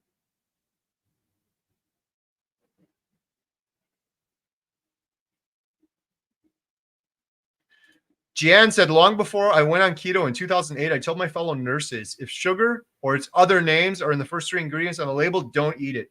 Yeah, and learn all of the names, because there's a million names for sugar now. Just another way to confuse us. Mosquitoes don't like vanilla either. Never knew that. Oh, so you can smell good and get rid of the mosquitoes. Who's Your Carnivore? Brett makes his own bacon from Costco pork belly. It's fantastic and sugar-free. And Brett's a good chef, too, so, that's good. Yeah, we got to do it. Let's do it again. Why don't we do it again? Yeah. It was so easy. On, Emma and I Brett, did it. We did it one time. You throw the big thing in a smoker. Oh, Brett can come down. Slice it up, throw it in the air fryer, and then we put a little Redmond salt at the end. Oh, my gosh. And you could do different Redmond salt. They have those different smoked salts. I've never tried those, but yeah, everyone's agreeing. Buy a pork belly, cut it up.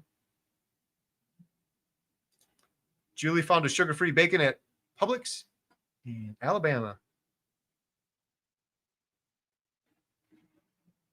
Here we go. Question from JL. Hello, Kerry and Emma. You're going to answer this.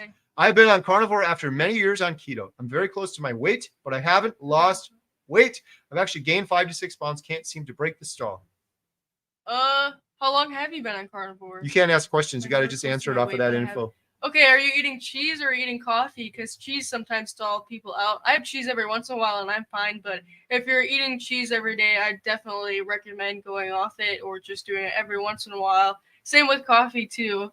Try the cheese first, though. On it. Yeah, try the cheese first. Some people need the crutch with the coffee for a while and they do just fine, but try the cheese first. The other thing I would say, if this were me, I'm not a doctor. I would just tell you what I would do personally.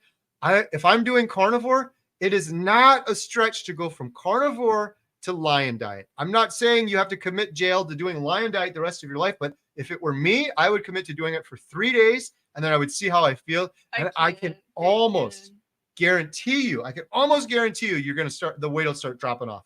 I've heard this over and over and over and over and over a million. I think I've had 100,000 comments now on my YouTube channel. A big one has been, I stalled, and I usually say what Emma said. Are you eating cheese? And people that try lion for just 3 days, you'll feel so good. I can almost guarantee you that stall will go away. Andy Dean Photography, more cool side effects from carnivore question. What's the strangest side effect you've heard of? Emma's going to answer this. I'll go quick. The strangest side effect I heard of was people getting their vision back, which would be unbelievable to me, but the mechanism behind it makes sense.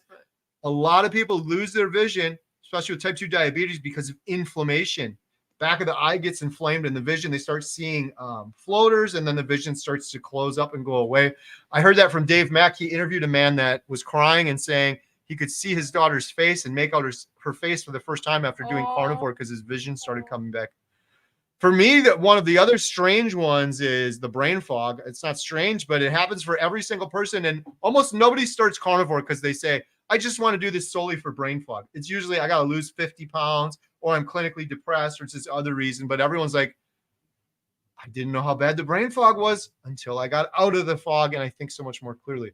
What's the strangest side effect you've heard of on carnivore? The sunburn was just like, whoa. Because when I first started carnivore, we were building the huge wood shed and we were outside in the hot and the heat and I didn't even get burnt. Well, I got lightly burnt, but my burns would always hurt so bad and the index was high that day and I didn't get burnt. I was like, what? So yeah, that was the strangest thing for me. I did a short this morning on sunburn and it always makes people mad, but I don't care because again, I'm just speaking the truth. I think it's so stupid that there's a binary thing when it comes to sunscreen. It's either you wear sunscreen or you get skin cancer. And I'm like, there's another huge part to the equation. I know people get mad when I say carnivores don't get sunburned because some carnivores do still get sunburned. I believe that's because some carnivores are doing carnivore properly, but maybe they're having chicken or other foods that are still causing them to get inflammation.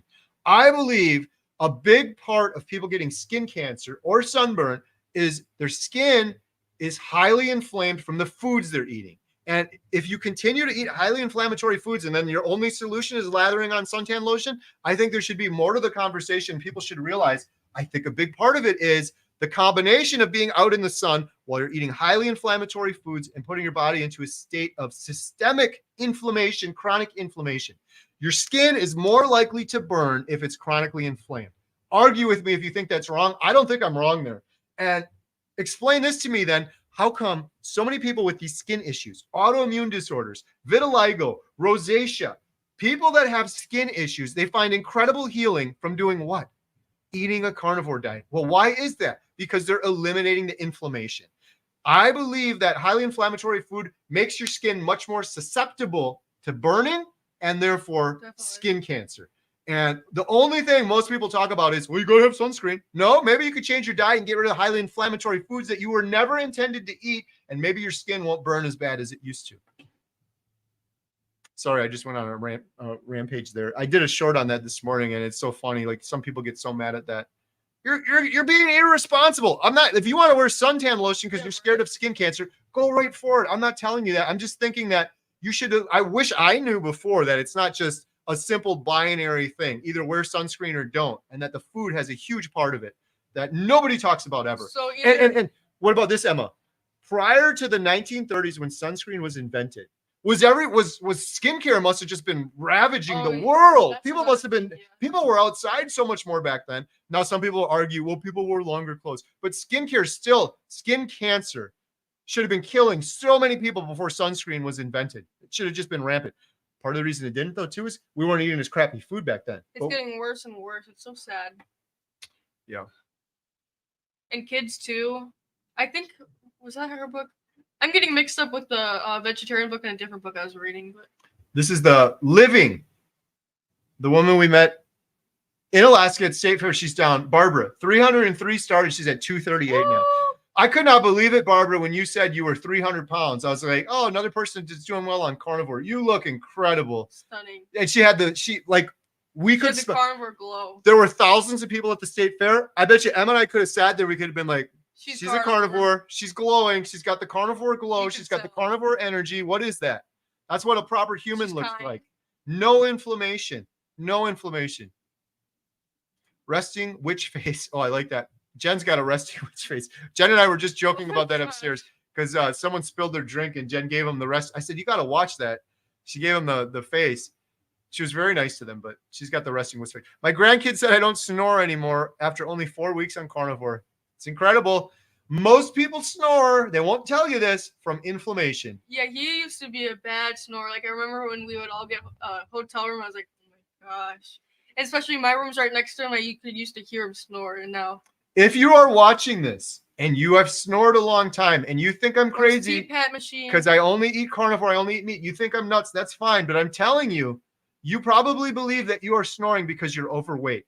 And I'm here to tell you that may be part of the problem, but the real part of the problem is you are inflamed and your tongue gets inflamed and your airway gets inflamed. And when you return to a proper human diet, that goes away so quickly. So quickly.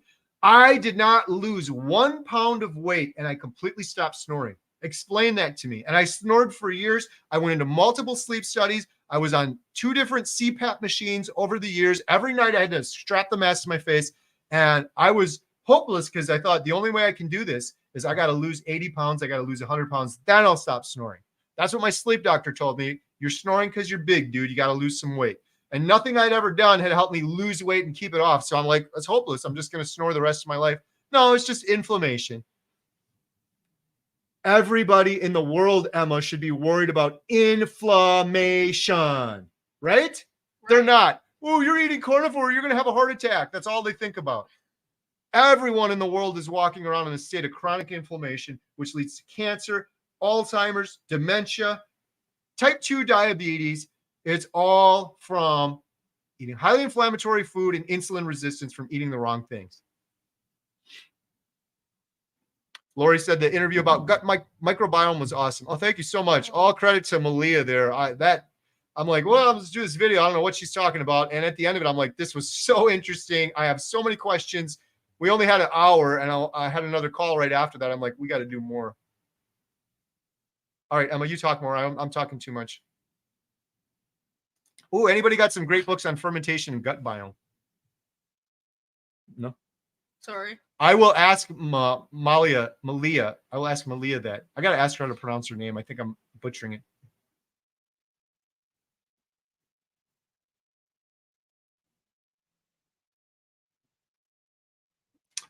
There you go. Emma, read that one. You're like 30 days ahead of me as carnivore. Oh, can you move that? Great journey, isn't it? I'm 470 days carnivore in India. Use ash as toothpaste. My dad used a branch from neem or hibiscus to brush his teeth. Oh my gosh. So a stick and some ash. That's the way to do it. That's the way we've been doing it. Yeah, forever. my sister Katie got natural. I forgot what it's called. I was telling Bill about it. But well, Nancy also said we're born with certain bacteria in our gut biome that contribute to our immune system. Yeah, she talked about that as well. That's the other reason I'm a little worried about toothpaste too. There's bacteria all in our mouth. What happens when you do mouthwash or toothpaste? If it kills that bacteria, I don't know. These are all things I'm still learning. Sorry, guys. I'll be right back. I have to go pee. Christian H said, "Hey, Kerry, who is more difficult to convert to carnivore, adults or kids?" Oh, seriously. Oh, well, first of all, I don't believe you can change anybody. You can inspire them. So who is more difficult to inspire to do carnivore, kids or adults? That's a real tough one. I think probably kids. Adults are usually, they're going to do it out of inspiration or desperation. And usually adults are desperate. They've been doing this for so long and they've been suffering for so long that they are desperate and they're willing to try anything. So I think they're a little bit easier. It's kind of sad with kids. Like one of my daughters, Alyssa, has said to me before, "But you got to eat that stuff, Dad. Why? It's not fair that I don't get to." And I'm not forcing my kids to do this either, by the way. Everyone says, "Oh, sure, you're not." I really not. I have said this, though. I will never purchase toxic foods, sugar, seed oils. I will only purchase healthy foods. My grown kids, like they got their own money. They got their own jobs. They can do whatever they want. But thankfully, most of my kids are doing it now and doing really, really well as well. So I wish I could have got my kids converted or eating a proper human diet since birth. Oh my goodness. Just for them to go through those stages of life where they're really growing and their body's growing and their brain is growing, just to give them the proper fuel. I feel so bad for kids that have ADHD and depression and anxiety. It's terrible twos. I don't think any of those things are real. I think all of those things are a result of giving these poor kids the improper fuel. We're hyping them up on sugar, getting them addicted. Oh, they're hyperactive. They can't pay attention. Yeah, you just pump them full of a drug that lights up their brain like cocaine on an MRI, and you expect them to fall asleep at night? You expect them to sit under fluorescent lights for 8 hours, pumped up with sugar and seed oils? Huh? I said, yeah, you were loud. Oh, I'm being too loud again. I got to chill out. Emma, take it back down. Let's chill it out. Here's one for you, Emma. Hope Michelle, living life. Mosquitoes don't bite me when I'm carnivore. Have you noticed any less mosquito bites as a carnivore? No, I get bit. You still get bit. But I guess I can't really tell because I'm not sure when the mosquitoes are out. But so far, not really. Barbara said, hey, Emma, how can I send you the picture of us at the fair? Oh, After you were done, I was like, I wish I would have taken a picture too. This is all new to me. People coming up and like recognizing us. Please email it to me right now. And let me know if I can share it. I'll put it on Instagram or something like that. And happy to shout you out. I don't know if you have your own YouTube channel. Just email homesteadhow@gmail.com. Homesteadhow@gmail.com. And put Barbara in the subject. And there's 540 people on here, so I'm going to get a whole bunch of Barbara emails right now, but we'll find it. Publix has Applegate no sugar bacon tomorrow. Thank you so much. chicken crust pizza. Brian Jackson, $5. Thank you so much. Every penny goes towards the documentary. I finally got to see you guys live. Just wants you guys to know, little over 3 weeks on carnivore, lost 15 pounds and feel awesome. It's only going to get better, Brian. I'm so happy to hear that you're 3 weeks, because a lot of people struggle those first couple of weeks. I don't know if you're struggling at all, but if you are right there, my friend. You're going to get over that 3-week hump and you're going to start feeling amazing. You're going to have to remind yourself to eat. It'll happen. You're going to forget to eat. And now is when you hit the stage where your body goes into homeostasis and it's just natural and you don't think about eating and you start reaping the health benefits. Oh my goodness, my inflammation in my lower back's going away. I didn't realize I had that. I'm thinking more clearly. All these things are going to start happening for you, Brian Jackson. I'm really happy to hear. Yeah, and Brian, there's so many good carnivore meals that if you're just starting 3 weeks, I got to make a video. People are always like, I could never do that. Hello, I know so many delicious meals that are so good. Carney Countant. Kerry, 5 weeks carnivore here. You are my #1 inspiration. 20 years of anxiety gone in 2 weeks. I'm going to start getting loud again, Emma. Feeling great, down from 250 to 209 pounds. Carney Countant, I am so happy. That is what keeps me going. That is why I'm doing this documentary. Mental health issues. The entire world is walking around with anxiety. And yours is gone in 2 weeks after 20 years of suffering. That is suffering.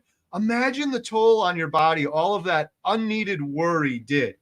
Shortened your life. I'm sorry to say, but that is how I felt about my constant anxiety I had for years. It had to shorten my life, just constantly worrying about everything.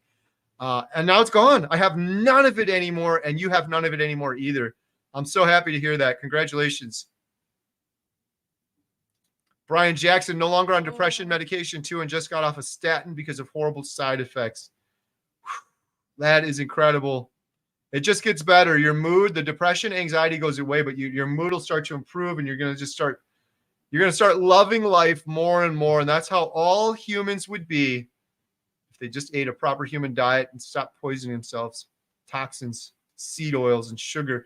Sherry Morgan, thank you so much for the generous super chats. $5. I love raw ground bison. Do you know of any risks with eating very rare? Would that be considered soft meat? Thank you so much. Oh my gosh. So we were just talking about this. My buddy Arn. That's crazy, yeah. He's a 80-year-old carnivore veteran. He came and visited me here at the theater. We were sitting right here talking, and I showed him some stuff. He eats raw ground beef, and he loves it. I want to try it. He's traveling all over the world, or all over the country right now, and he goes to Costco and he buys a little package of ground raw beef, and he keeps it cold and he eats it raw, and he loves it. I have heard people say there are risks with that because some of the places where they process the meat, it's going through a meat grinder. Oh, yeah, that's scary, yeah. And you could have things on there for that reason. So I would not feel comfortable being like, yeah, it's just fine. But I open this up to everyone here in the chat. Does anyone else have any comments on eating raw ground meat? I want to learn more. I've heard good things about regular meat that's not ground up. I have, full disclosure, I haven't tried either. I don't know, but I'm not against trying it. I feel like the longer I've progressed on carnivore, my meat is getting rarer and rarer, and I like it more rare. And I have heard from Dr. Kiltz, for example, he hits his meat almost blue. He just sears the edge, and it's almost raw in the middle. I feel better, and you're getting more nutrients that way. So I think there's a lot of good to it. I also, if you grind it yourself too, I'll say that if you grind it yourself, then I would probably be like, good, do it. Like for me personally, I can only speak for myself. I would have no issue grounding my own beef and eating it. I haven't done it yet. Maybe Emma and I will do that on an upcoming video. But if you're getting it store-bought, I would be a little bit cautious. Like what's going through that meat grinder? Yeah. Is it clean? Is there any bacteria or things like that on it? And open for the public here. Anyone else, please comment. Maybe you have. I'm probably so far behind. So Sherry also said my period came back after 10 my years when I gosh. went carnivore. I have heard that over and over again too. That's amazing. We interviewed Bella, Steak and Butter Gang. She said the same thing. And Leader Keith as well, who Emma and I are interviewing on Tuesday. Cynthia said, I think it's the absence of seed oils that contributes to no sunburn. Probably something big with it. On the same side, when I eat seed oils, they inflame me. Oh, see what Nancy said. Oh, wait, she said, go up. Try sitting on the beach in Florida and get back to me about sunburn. We did actually when we were so grateful to go on the cruise. Yeah, that was like, wow. She was That index outside was in the sun high. every day for a week and did not get, just to be clear, your skin turns red, but you don't get that painful burn. And the next day you're not like, oh, it hurts, it's burned. Your skin just gets a little red, but it doesn't hurt. Yeah. Whereas before, I grew up in Arizona as a kid. I would get burnt as a kid and I was eating a bunch of junky food. It would be painful and it would hurt. Oh no, No I remember always slathering so much aloe on it. I would be in pain to put on my shirt or even lay down on my back. I did the movie. I told the story. I'll make it quick. I did the movie theater roof here with my Amish friend. It was him and me, and I was outside for 14 hours. This is when I just started carnivore. 14 hours. I did no suntan lotion. This was before I knew a lot of this stuff, and I'm just stupid. A lot of times I would just not do suntan lotion because whatever, it's too much work. My Amish buddy, got sunburned, and he was eating junky. He's trying to clear that up, but he was eating sugar, and they eat a lot of processed stuff. I didn't get any sunburn, and normally I would have been dead after that. I also had the energy to work for 14 hours carrying shingles up and down a roof, which I never would have been able to do pre-carnivore. My buddy Jim, Ribeye Ranger, tonight's enthusiasm is powerful. Perspective. Think back to pre-carnivore Kerry's energy and personality. And can you imagine Bill, private life back then as well? So glad you're healed. Thank you so much, Jim. Yeah, 100%. I can't imagine. Before this, I wouldn't be doing all of this stuff that's happened over the course of the year. I can't even wrap my brain around it. I can't understand it.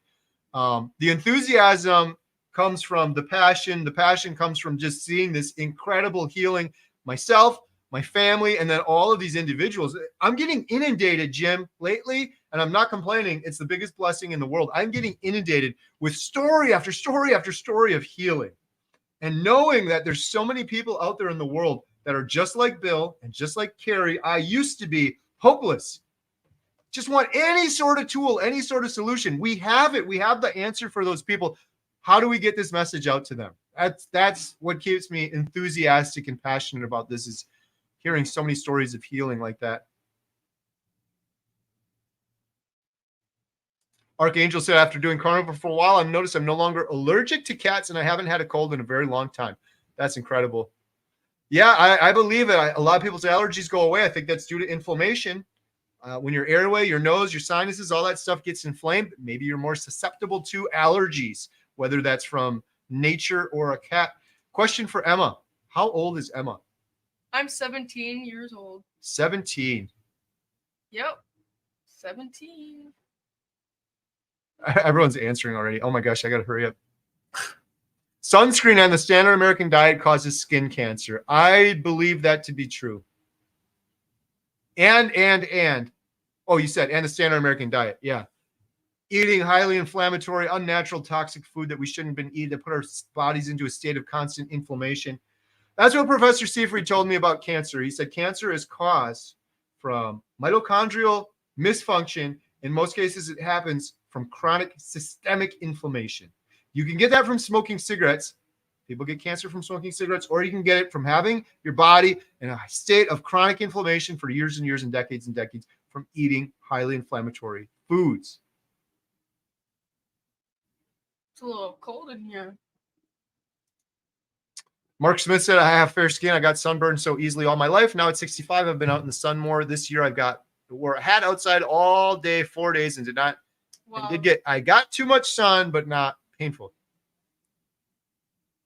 Is it hot and humid here? Yes, it is. Oh my goodness. When we got back, it was cold in Alaska, right?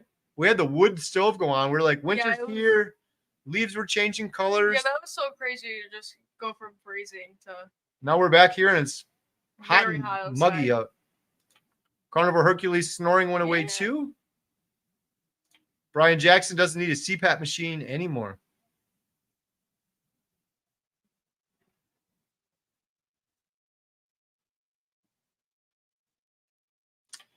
Aunt B said, we used to oil up and lay on a reflective blanket. No sunburn for me. I could get tan in 10 minutes. Yeah, there are people like, Hey, my friend Violet, the road to health, keto, and carnivore done right. She's got a great YouTube channel as well. My spouse told me he hasn't heard me snore in a while. I lost weight and was still snoring for quite a while. But more recently, it is better. ooh, Yeah, I don't snore ever anymore on carnivore. Every, like maybe 2 or 3 times it's happened. And I think it was when I was on the cruise. I think it was when I inadvertently have some seed oils or something. oh, look what Sherry said. Did I miss it? My dentist said that every tooth problem is from chronic inflammation. Yeah, and you can see inflammation in your gums. Bloody gums, toothaches, a lot of that is just from inflammation. And if you see it in your gums, you know you have it throughout your body. Yeah, that reminded me of they said that when I get my braces off, they're gonna give me a whole basket of candy of all the stuff. Oh, that that's I so couldn't eat nice. when I had braces on. So Looking forward to that. All the bad stuff. You're a dentist, and it's just so crazy to me that sugar literally rots your teeth. Hello. Imagine what it's doing. Name one redeeming quality of sugar. It tastes good. That's it. It rots your teeth. It causes chronic inflammation. Spikes your blood sugar. You're hungry again afterwards. I could go on forever. It lights up the brain like cocaine on an MRI. It's highly addictive. There's literally no redeeming quality to it whatsoever. But everyone's just like, yeah, but it's okay. Here's a good question. Ma Ross, what are your favorite breakfast foods? My 50-year-old hate eggs. Hate eggs. What about different types of eggs? Any kind of eggs? Yeah, like an omelet with crispy Quiche? bacon, or like some sausage. Some good breakfast sausage. If you Or eliminate like eggs, quiche. it gets a little tricky. But for me, it's is it the way that it's cooked? Because some people like theirs a little more cooked. And yeah, maybe try it a little different. There's like a million ways to cook eggs. They seem like I'm different hungry. meals to I me. want eggs now. Ground beef has been my go-to breakfast. Not very exciting, maybe for a 15-year-old though. Yeah. Yeah, let me think of better ones. Oh my gosh, I wonder if you could make your 15-year-old like a muffin. I love to do that, where you get muffin pans and then you put eggs, bacon. So it's still you eggs, can but do it doesn't cut seem up like sausage, breakfast sausage, and I don't know, maybe they'll like that. Question from Michael. Just curious, has anyone had any success to get their kid to eat more beef or meat in general? My son eats sausage, but just doesn't like beef. Any help would be great. This is a good question because Alyssa has this slowly issue. get to it. Is it because they don't like the meat, or because if you slowly eat it, like I said, like an omelet, and put some ground beef in it, and slowly add more, Baby your steps? body's gonna baby steps. Your body's gonna want more, and then your son's gonna be like, I want that. Yeah, versus just here's a chunk of meat, eat it. Baby like my steps. Aunt Melissa couldn't either, and then now she's eating the fattiest ribeyes. So like one thing we do is scrambled eggs with a little bit of ground beef mixed up in it and little chunks of bacon. I bet you your son would love that. That's I say omelets. Omelets are. Or try other cuts. Maybe try other, now that you're giving all sorts of steaks, but try other ways of preparing it. Like a lot of people don't like burger patties, but if you turn it into a smashed burger and you get those crispy edges, people love that. Yeah. My wife in particular. So maybe try a couple different ways to prepare it. Chris Stearns. Check out old HomesteadHow videos from 8 years ago if you want to see McButterpants inflammation. Truly inspiring, healing at least me. Yeah, if you check out my old HomesteadHow videos, look around because you might see a little bit of a skinnier version, and then look at the next 3 videos. I'll be getting fatter. I went up and down so many times. You can definitely see the inflammation. Yeah, it's like, whoa. If I saw him like 2 years ago somewhere, I wouldn't recognize him. Lisa said, beautiful website, girls. I just ordered some whipped tallow butter. I can't wait to try. Thank you. God bless your business. May you can do DIY videos and show us how. That's a good idea. Yeah, I wanna make a recipe book so that if people can't buy it, then and share the recipe and everything and do a video. But yeah, you're so kind. I'm so excited for it. Gonna pack that up tomorrow and probably send it out tomorrow actually because Sunday's closed. On the other side of my monitor here, it's a whole operation. They took over the movie theater office space. He's got a refrigerator. There's already a sink over there, but so it's perfect. You should do a behind the scenes. Yeah. Oh.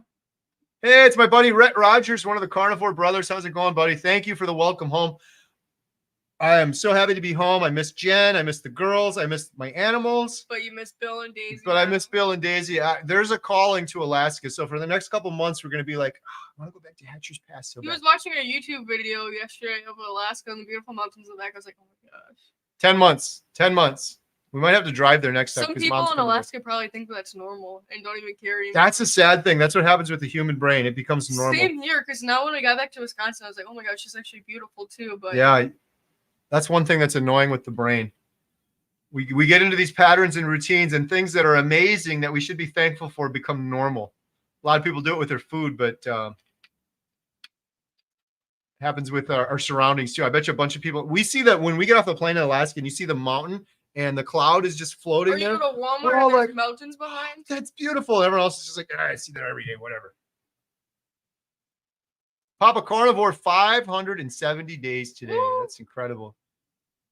What day are you on? Down to 202. I don't even remember anymore. Let me look here. Maybe I deserve a steak if it's a even number.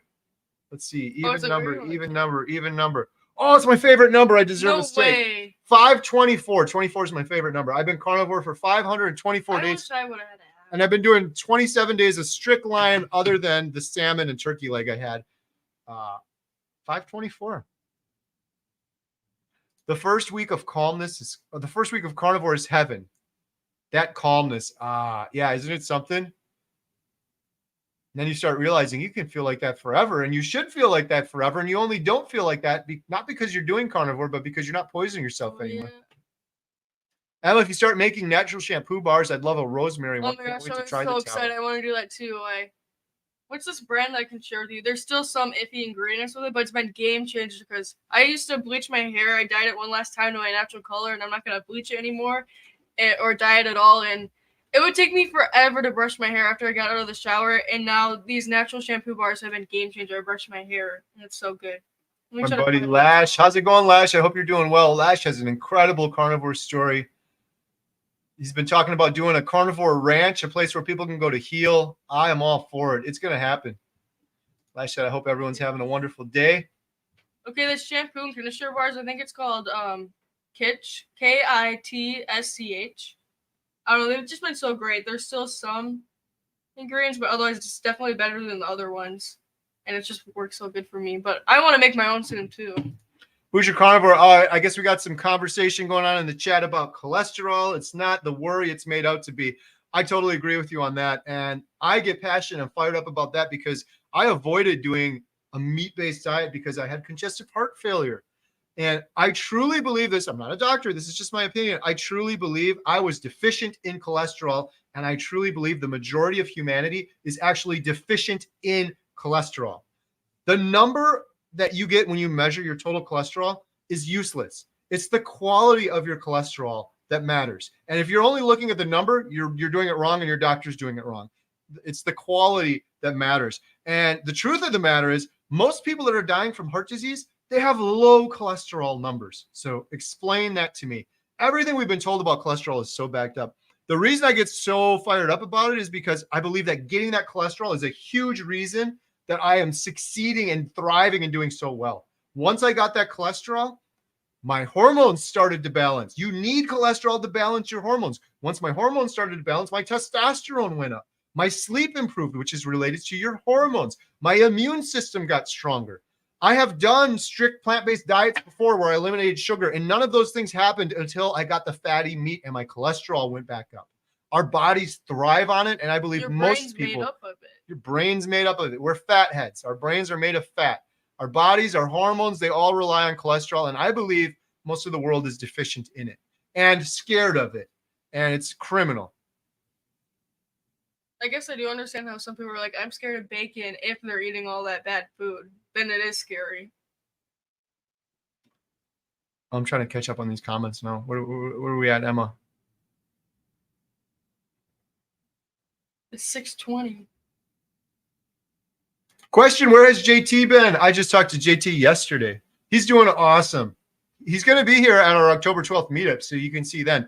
He hasn't been posting a ton of carnivore videos. He's been very, very busy on some projects. I don't want to give too much away. He is looking incredible. So his wife, Anna, what a transformation. I can't wait to see them on October 12th. They're doing awesome. Killing it on carnivore. Got a lot of projects around. They got a young son.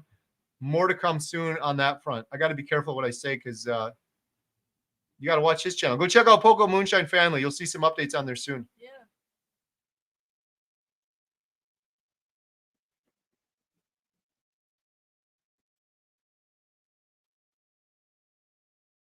Lynn Tucker Carnivore said, I don't know about raw other than I love carpaccio. What's My that? hair went back to my youth blonde, no gray, eyesight improved, below high school weight, 417 days today, never going back to eating. What's that? That's carpaccio is, I think that's like, it's like sliced pork, right? Oh. I had that with Jeff DeProsperous. We got that before at, it's carpaccio and there's another name for it. Oh. I can't think of the other I was name a for it fan now. of that. I liked it. Zeppelin the Observer. Kerry, I hope you're proud of yourself and your beautiful man family. I hope you guys are all such good-hearted people. You've helped everyone so much. Oh, thank you so much. I'm so happy my family is on board. I'm so happy. When I hear someone that says they watched one of my videos and now they're no longer depressed or anxious or they lost a bunch of weight, it's the most incredible feeling in the world. It's a huge blessing. I'm so honored. I'm so thankful to be a little part of it. And it's what's driving me to do this documentary to reach the millions, if not billion people that are hopeless right now that don't need to be.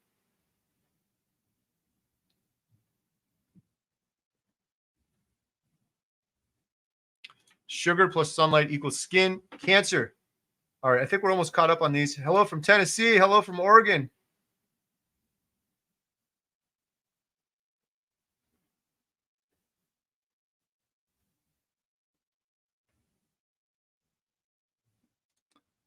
I shop at Costco Business Center, buy primal cuts and cut up myself. Just butchered a 26-pound chuck roll today. Love those chuck eye steaks. We got to do a chuck roll. I saw a couple of videos with people doing this. You go there into Costco, you say, give me a chuck roll. They give you this huge box and you can butcher it up yourself. You save a whole bunch of money. You get a lot of really good meat out of it. I've watched like 2 or 3 videos on that. I have to do that as an undertaking next. That'd be a good video too.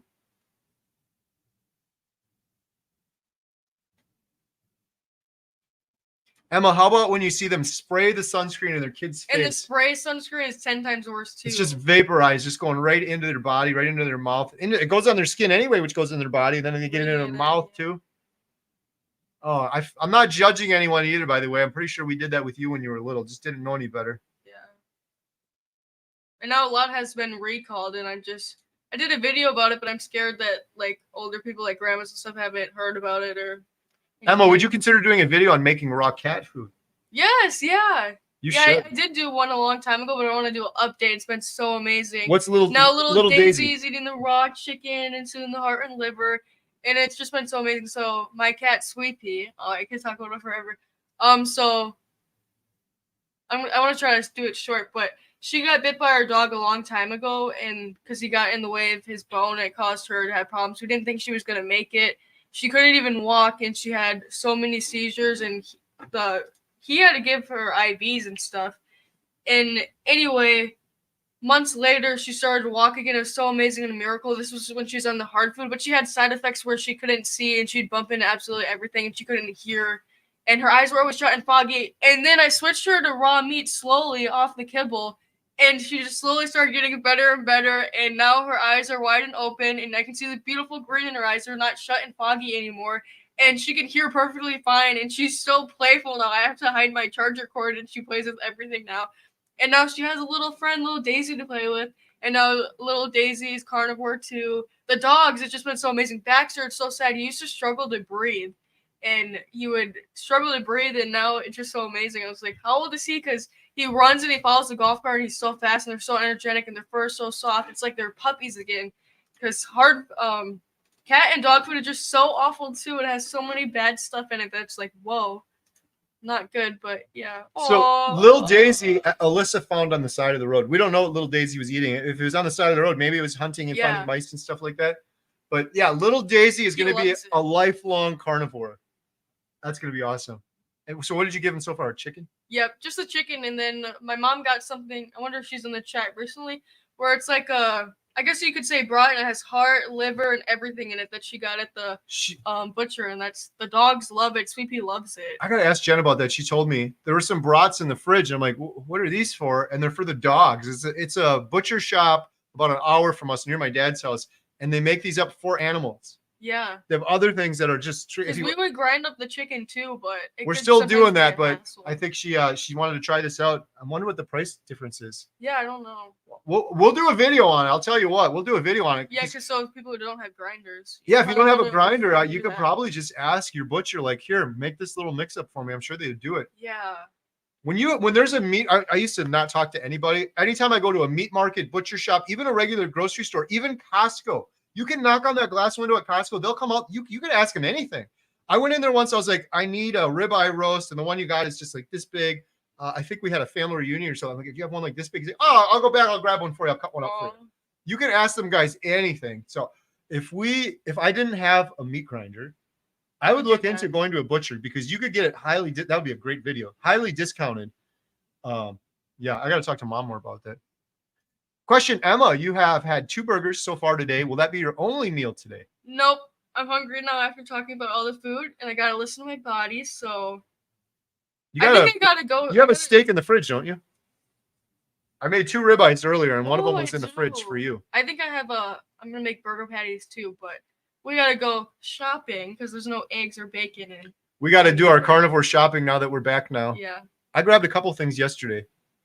And I want to make my carnivore salad. Get some nice boiled eggs, crispy bacon, cheese. I have cheese every once in a while, but I'm always fine. So Andy Dean Photography with a great question. Kerry, I heard you mention in one of your videos that nuts used to be a challenge for you as a cheat or break from keto and or carnivore. I eat about an ounce of pistachios each night. Opinion. Mm-hmm. I never cheated on carnivore 524 days. When I used to do keto, I'd have a cheat day, and a lot of times it would start with nuts. I'd get like mixed nuts or low carb nuts or what pistachios. I used to do a lot of pistachios, and I would always eat too much. You said about an ounce. I even had a point where I'd measure them out. I ended up eating more and more and more. I don't do any of that on carnivore. For me, I am highly addicted. I overcame horrible depression, so I don't mess with anything. Could I eat some pistachios and probably be fine? Probably. Do I know myself well enough that might lead to something else and then something else and then something else? And I'm getting literally everything I need from meat in the proper proportions and absolutely thriving. Therefore, I wouldn't do it myself. Yeah, really, Andy. It's about how you're feeling. How do you feel? How you feel? Are you seeing success on carnivore? I don't know what your why is. I don't know if it's weight loss or depression, anxiety. For me, I know I don't need pistachios. I do need fatty meat. I get everything I need from fatty meat, so I'm not going to mess with it at all.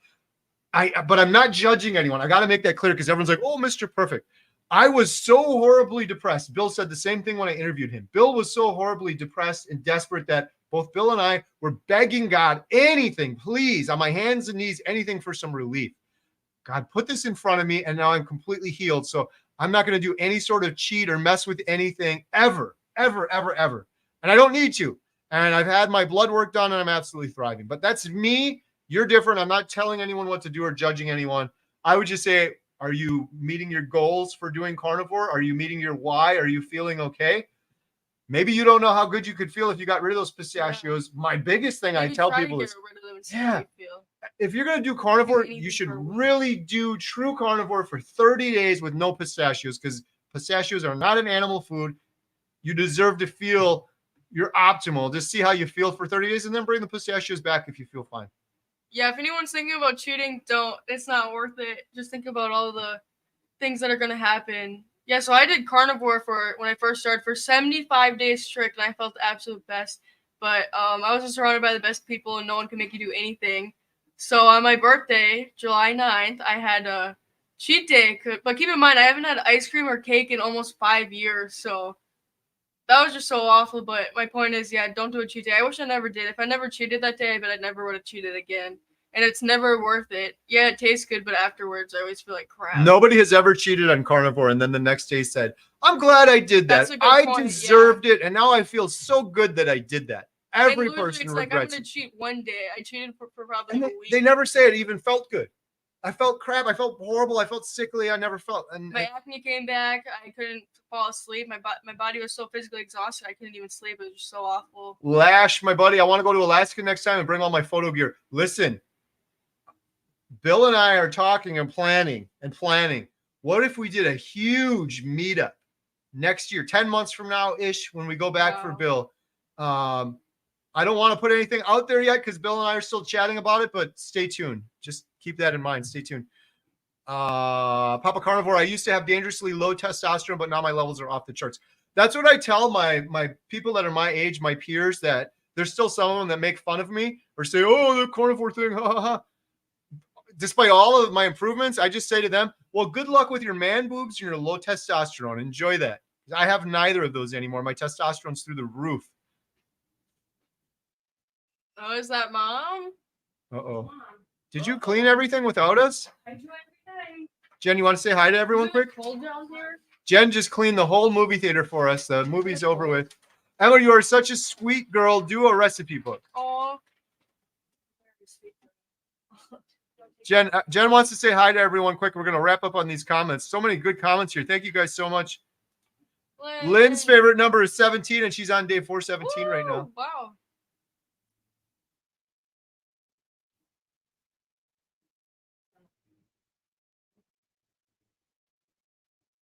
Jen, come say hi. Oh. Jen said she really wants to say hi to everyone. Violet said, I'd love to start a resort that is keto, carnivore, healthy. Jen, how are you doing? Why are you wearing a sweatshirt when it's so hot out? You want to sit here? I can get up. In here. I'll just sit in the You corner. got to talk really loud because the microphone's Oh, farther. it's blurry again. I'm blurry. You gotta come closer. I gotta come closer. Yeah, you have to come and like look right at it, and then it'll come up. No, you gotta stare Here, at switch with me. I don't want to switch. They've with heard you. enough from me. Just talk real quick. I gotta get close. Here we go. I'm hungry. And it's cold in here. Hi everybody, how y'all doing? I was kind of upstairs, y'all. I was upstairs. I tried to read the comments and listen to you guys and say hello, but sometimes it was hard. It was hard today. A lot of people came to the window. Oh, that's Some people came late to the movie today, and then I was just cleaning, so it was a busy day. So next week, actually, it's nothing to do with carnivore, but next week we're playing the movie It Ends With Us, and we are partnering with a women's shelter to help out. So I was on the phone with them for quite a while this that's amazing. afternoon. If you guys haven't seen the movie, I think it's very powerful. You should go check it out. But we are just partnering with them, getting supplies, helping them out, spreading the word. Oh, so how's that gonna work? What does that mean? What do you need? Do you have a question? Oh, I have a question. Sweepy's not so sure now because little Daisy stays in my room right now, but oh my gosh, he'll like play fight attack her. I'm like, oh my gosh. Yeah, He's just so playful, but now Sweepy's getting even more playful because she sees me playing with him and now she plays. But I can't wait for she's them like to a good grow up mama, together. good Jen. sister. Did you really find little Daisy on the side of the road? It just coincidentally, while I'm gone for a week, I God come has back a and there's a plan. cat. Yes, that looks just like Daisy. What road? That's so crazy. I don't know. It's by a friend's house. You got this. I went to go see twins. My friend just had twins, and there was kittens. There's more. I should have. So Jen, how are you doing on carnivore? I'm doing good. I haven't been eating much. What did we? Oh, Kerry made lunch today, so we had burgers and steak. Tell them what you made the other day. I made a steak for the You have first to talk louder. time. I made a steak for the first time. I did a video on it. I know it sounds kind of silly, but going from a vegetarian, I don't know how to make that stuff. So I think I'm kind of bad now because I know how to make it. So he'll be like, okay, you can go make some lunch for today or go make some dinner. She grilled it on my little Egg thingy. Little egg-shaped grill, which was pretty awesome, and it turned out really well. I look tired. Am I really? I'm not tired, but wow. Got some dark spots. I think it's just your mascara. All right, keep talking. I hope everybody's doing great. Like I said, I was trying to read your comments and say stuff. I'm very proud of Emma and Katie. When Emma was gone, I helped Katie in this area, and we shipped out a whole bunch of products. So if any of you are on here and you purchase them, thank you so much for that. I'm very proud of Emma and Katie for all the work that they're doing. I see what they're doing. They're little entrepreneurs. They're the stuff's great. It's so exciting, yeah. I use it now. Do you know that? You do? Yeah. See? Oh my, she wouldn't use it. She was like, ew, icky beef towel. I'm like, no, what? No, I like it. So great. Yeah. I especially love it. they have a vanilla one now that Katie was making. Oh, it and I was smells putting so good. So my hands get really dry. And so I was using it on my hands and it smelled really good and it lasted a long time. So yeah. We love to keep ours in the fridge because it leaves the skin soothing, but otherwise. Yeah. Emma, are you considering any merchandise? Yeah, me and Katie want to make stuff. We made some compassionate carnivore, and then we have one with our logo, which I love our logo. We work so hard on it. It's like the world with a brown cow in the middle and then hands holding it up. Oh, it's right there. I love it so much. He's gonna share it for you. I love it. I think it's Look at the logo. they did it themselves. They made the whole thing themselves. The Compassionate Carnivore shirt, by the way, is what kicked off this whole documentary. Yeah. She said, Isn't I'm that a compassionate crazy? carnivore. We decided to make a shirt. And then I was We like, didn't want to make money off it. We want to help people. So then we were talking about this yesterday. we were talking about this yesterday. We had this shirt. And we're like, oh, we could sell this because that's all I ever think about is small business, making money. We could do this. And I'm like, wait a minute. The reason I was so sick for so long was from greed. Why do we have to have greed and money involved with everything? Maybe we could sell this shirt and make a documentary. And that was on day 67 of me doing carnivore. Emma and I did it on a YouTube video. We're like, let's just do a documentary. And now look at us now. And the Holy Compassionate cow. Carnivore shirt, we got to wear those more. I always wear my Healing Humanity. I wear mine all in Alaska. It is a great shirt People because people are always like, stop me and "Ooh, ask." what's that? What's So that?" I recap thought of what it is. Oh, sorry, what? No, go ahead. Compassionate carnivore. We try to only eat meat where we know came from a good, loving, humane life. Free range cage. Our neighbors, who I don't know if you guys heard this, I said it already, but they don't have any tags in their cows. They know every single name. They can be like, oh hey Daisy, oh hey. They know every single cow. So, And the cows we are don't waste naturally- anything. The cows are naturally grazing in a field. It's the most natural thing in the world. They eat grass and they poop on the ground. It's like the most natural thing in the So world. It's not that is something about carnivore. Compassionate Compassionate carnivore. carnivore. Yeah. Same with our products too, where we know where everything came from and all the tallow, and that it had a good, loving, humane life. Right. So I was just gonna say it was Oh. funny. Emma sent me, or Keery or Emma sent me a picture. She had a hashtag bacon on, and I'm looking at it. I'm like, "What? Are you holding the pig?" with your yeah, bacon?" I said it too. Careful. I thought it was funny. So that was all I had to say. Jen, we have 2 questions for you. Have you given your dogs chicken feet yet? Yes. Yes. We Mhm. mix them up in the grinder. Nope. Just Oh give yeah, them to how'd them. that go? I'm sorry, that still gets me sick. Yes, we give them just Yeah, whole. the feet are a little. We just give them whole chicken feet. Yes, Okay. I don't do it every day, but I do it. Yes. The Does it next have question. nails on it? Mm-hmm. We were talking about this earlier. You found a butcher shop that makes Oh, dog yeah. food brats or Yes. sausages. Yes. Can you talk about that? Yes. You- What's all? You in it? just said it. Yes. So I go to it's about an hour from us, but I called them and they What's make it called? Just tell them what it's called. Leroy Meats in Fox Lake, Wisconsin. Mm. They have a full. I love it. They have a full freezer full of dog food. That is So the brats amazing. come. I think was it 5 in a package? Mhm. I think it was 5 in a package, but it has all. It's beef tongue, beef heart, beef liver, something with pigs. I don't remember. But that's Wow. just the brats, and they're like in casings too. So it's perfect for the dogs. I just cut it up and put that in their food as well. And then they have like a big roll. It kind of looks like a tube of beef, and I just cut that up and give it to them as well. But that has chicken and bones in it, so it's just a little easier. It's a little more expensive, but it's a Oh little yeah, bit what's How the much is easier. it? price? So it was $4.28 or something for 2 pounds. 420. So it's $2 a pound. $4. Oh, I So was it's $2 a pound. Yeah, we're normally we normally get it for about 78 to 90 cents a pound. So it's a If little we bit, can get the good deal. it's a little more expensive, but they really grind it really, really good where the cats can both eat it. So both cats are carnivore now. The little guy, I put him on kibble because he's a kitten and I didn't know, but we since changed that in the last day and he's just scarfing down the chicken food. And he I loves it. like that one better because Another thing too, it's very ground up. they were saying that this was when I was gone that little Daisy was having, I would just say like diarrhea and kept going to the litter box. Yep. Hello, that's from the kibble, and now little Daisy is on the raw chicken. And Alyssa was also saying how little Daisy kept farting. Oh my- Doesn't do that anymore. They were saying how bad it smelled. Little was- Daisy from changing to that. So It was bad. So yeah. little Daisy was on kibble for a couple days before we did carnivore. Yes. yeah, And whatever else he was on before, I don't know. right. So if I keep anyone's myself watching this and you want to get your dogs carnivore, I would suggest maybe trying to call a local butcher Yeah. shop or meat market or something and see if they do it. It's like a huge thing. Everyone's trying to do it now and seeing amazing results.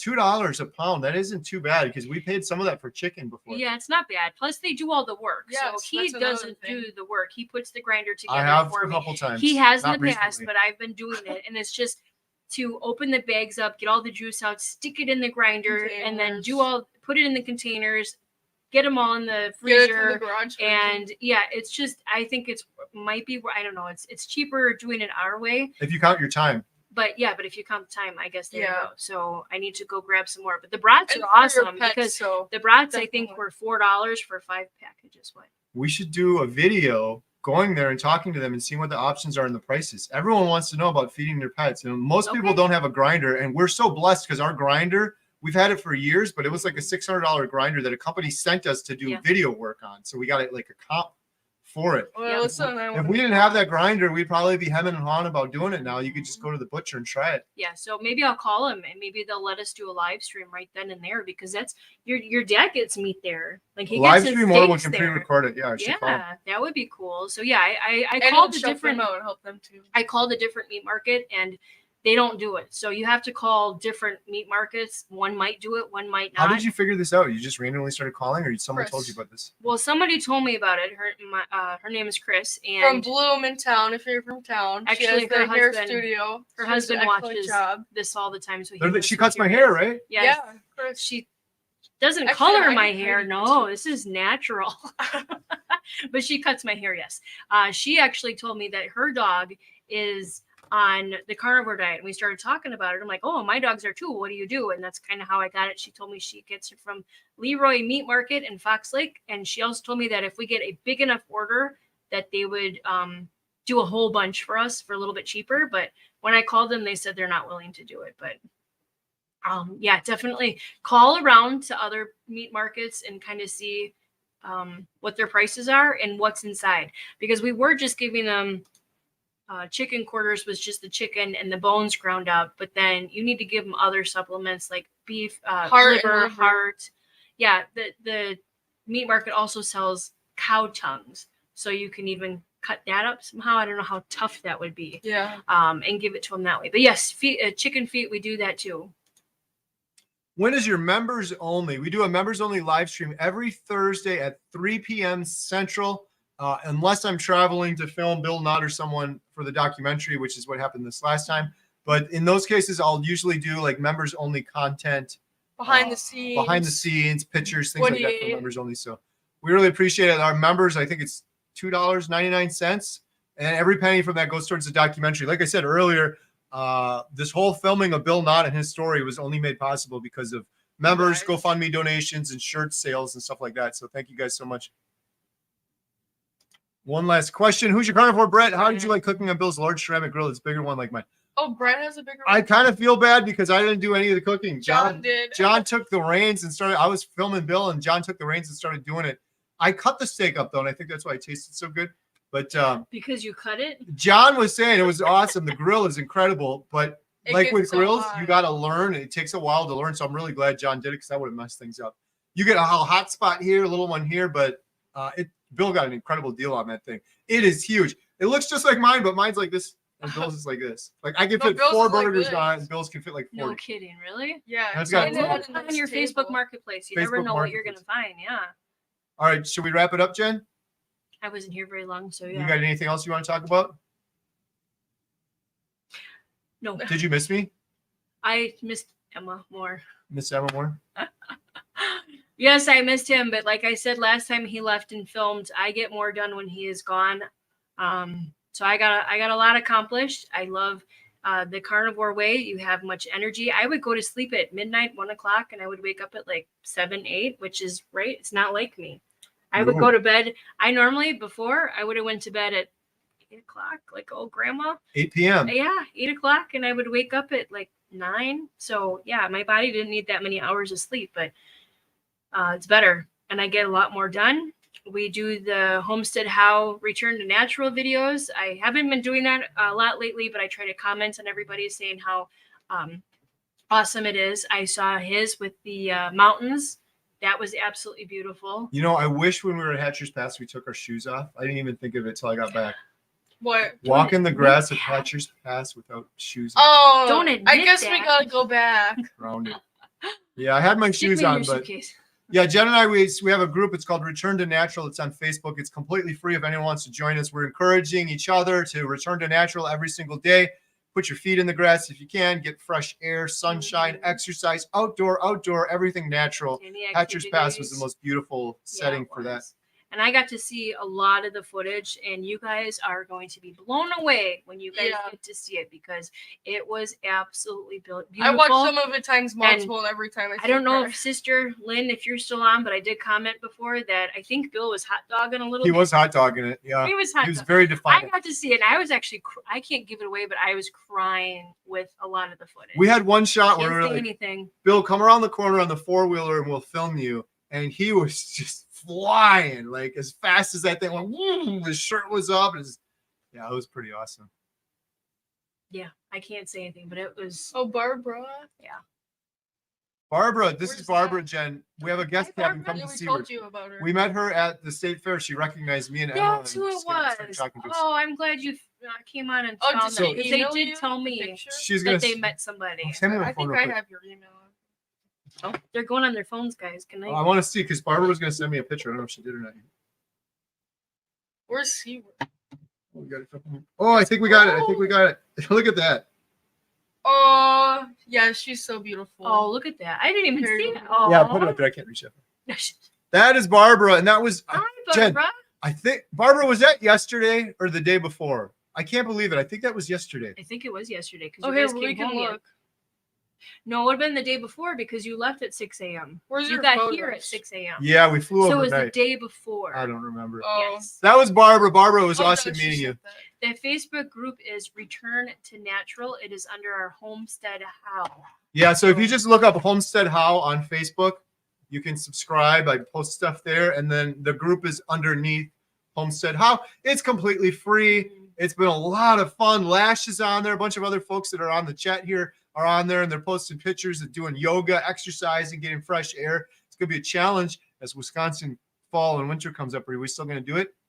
We haven't hit every day, if we're being honest. Right. We've missed some days. Right. The goal is every day to get our feet in the grass. We've missed some days, but we're going to try to continue into fall. We didn't go in the water.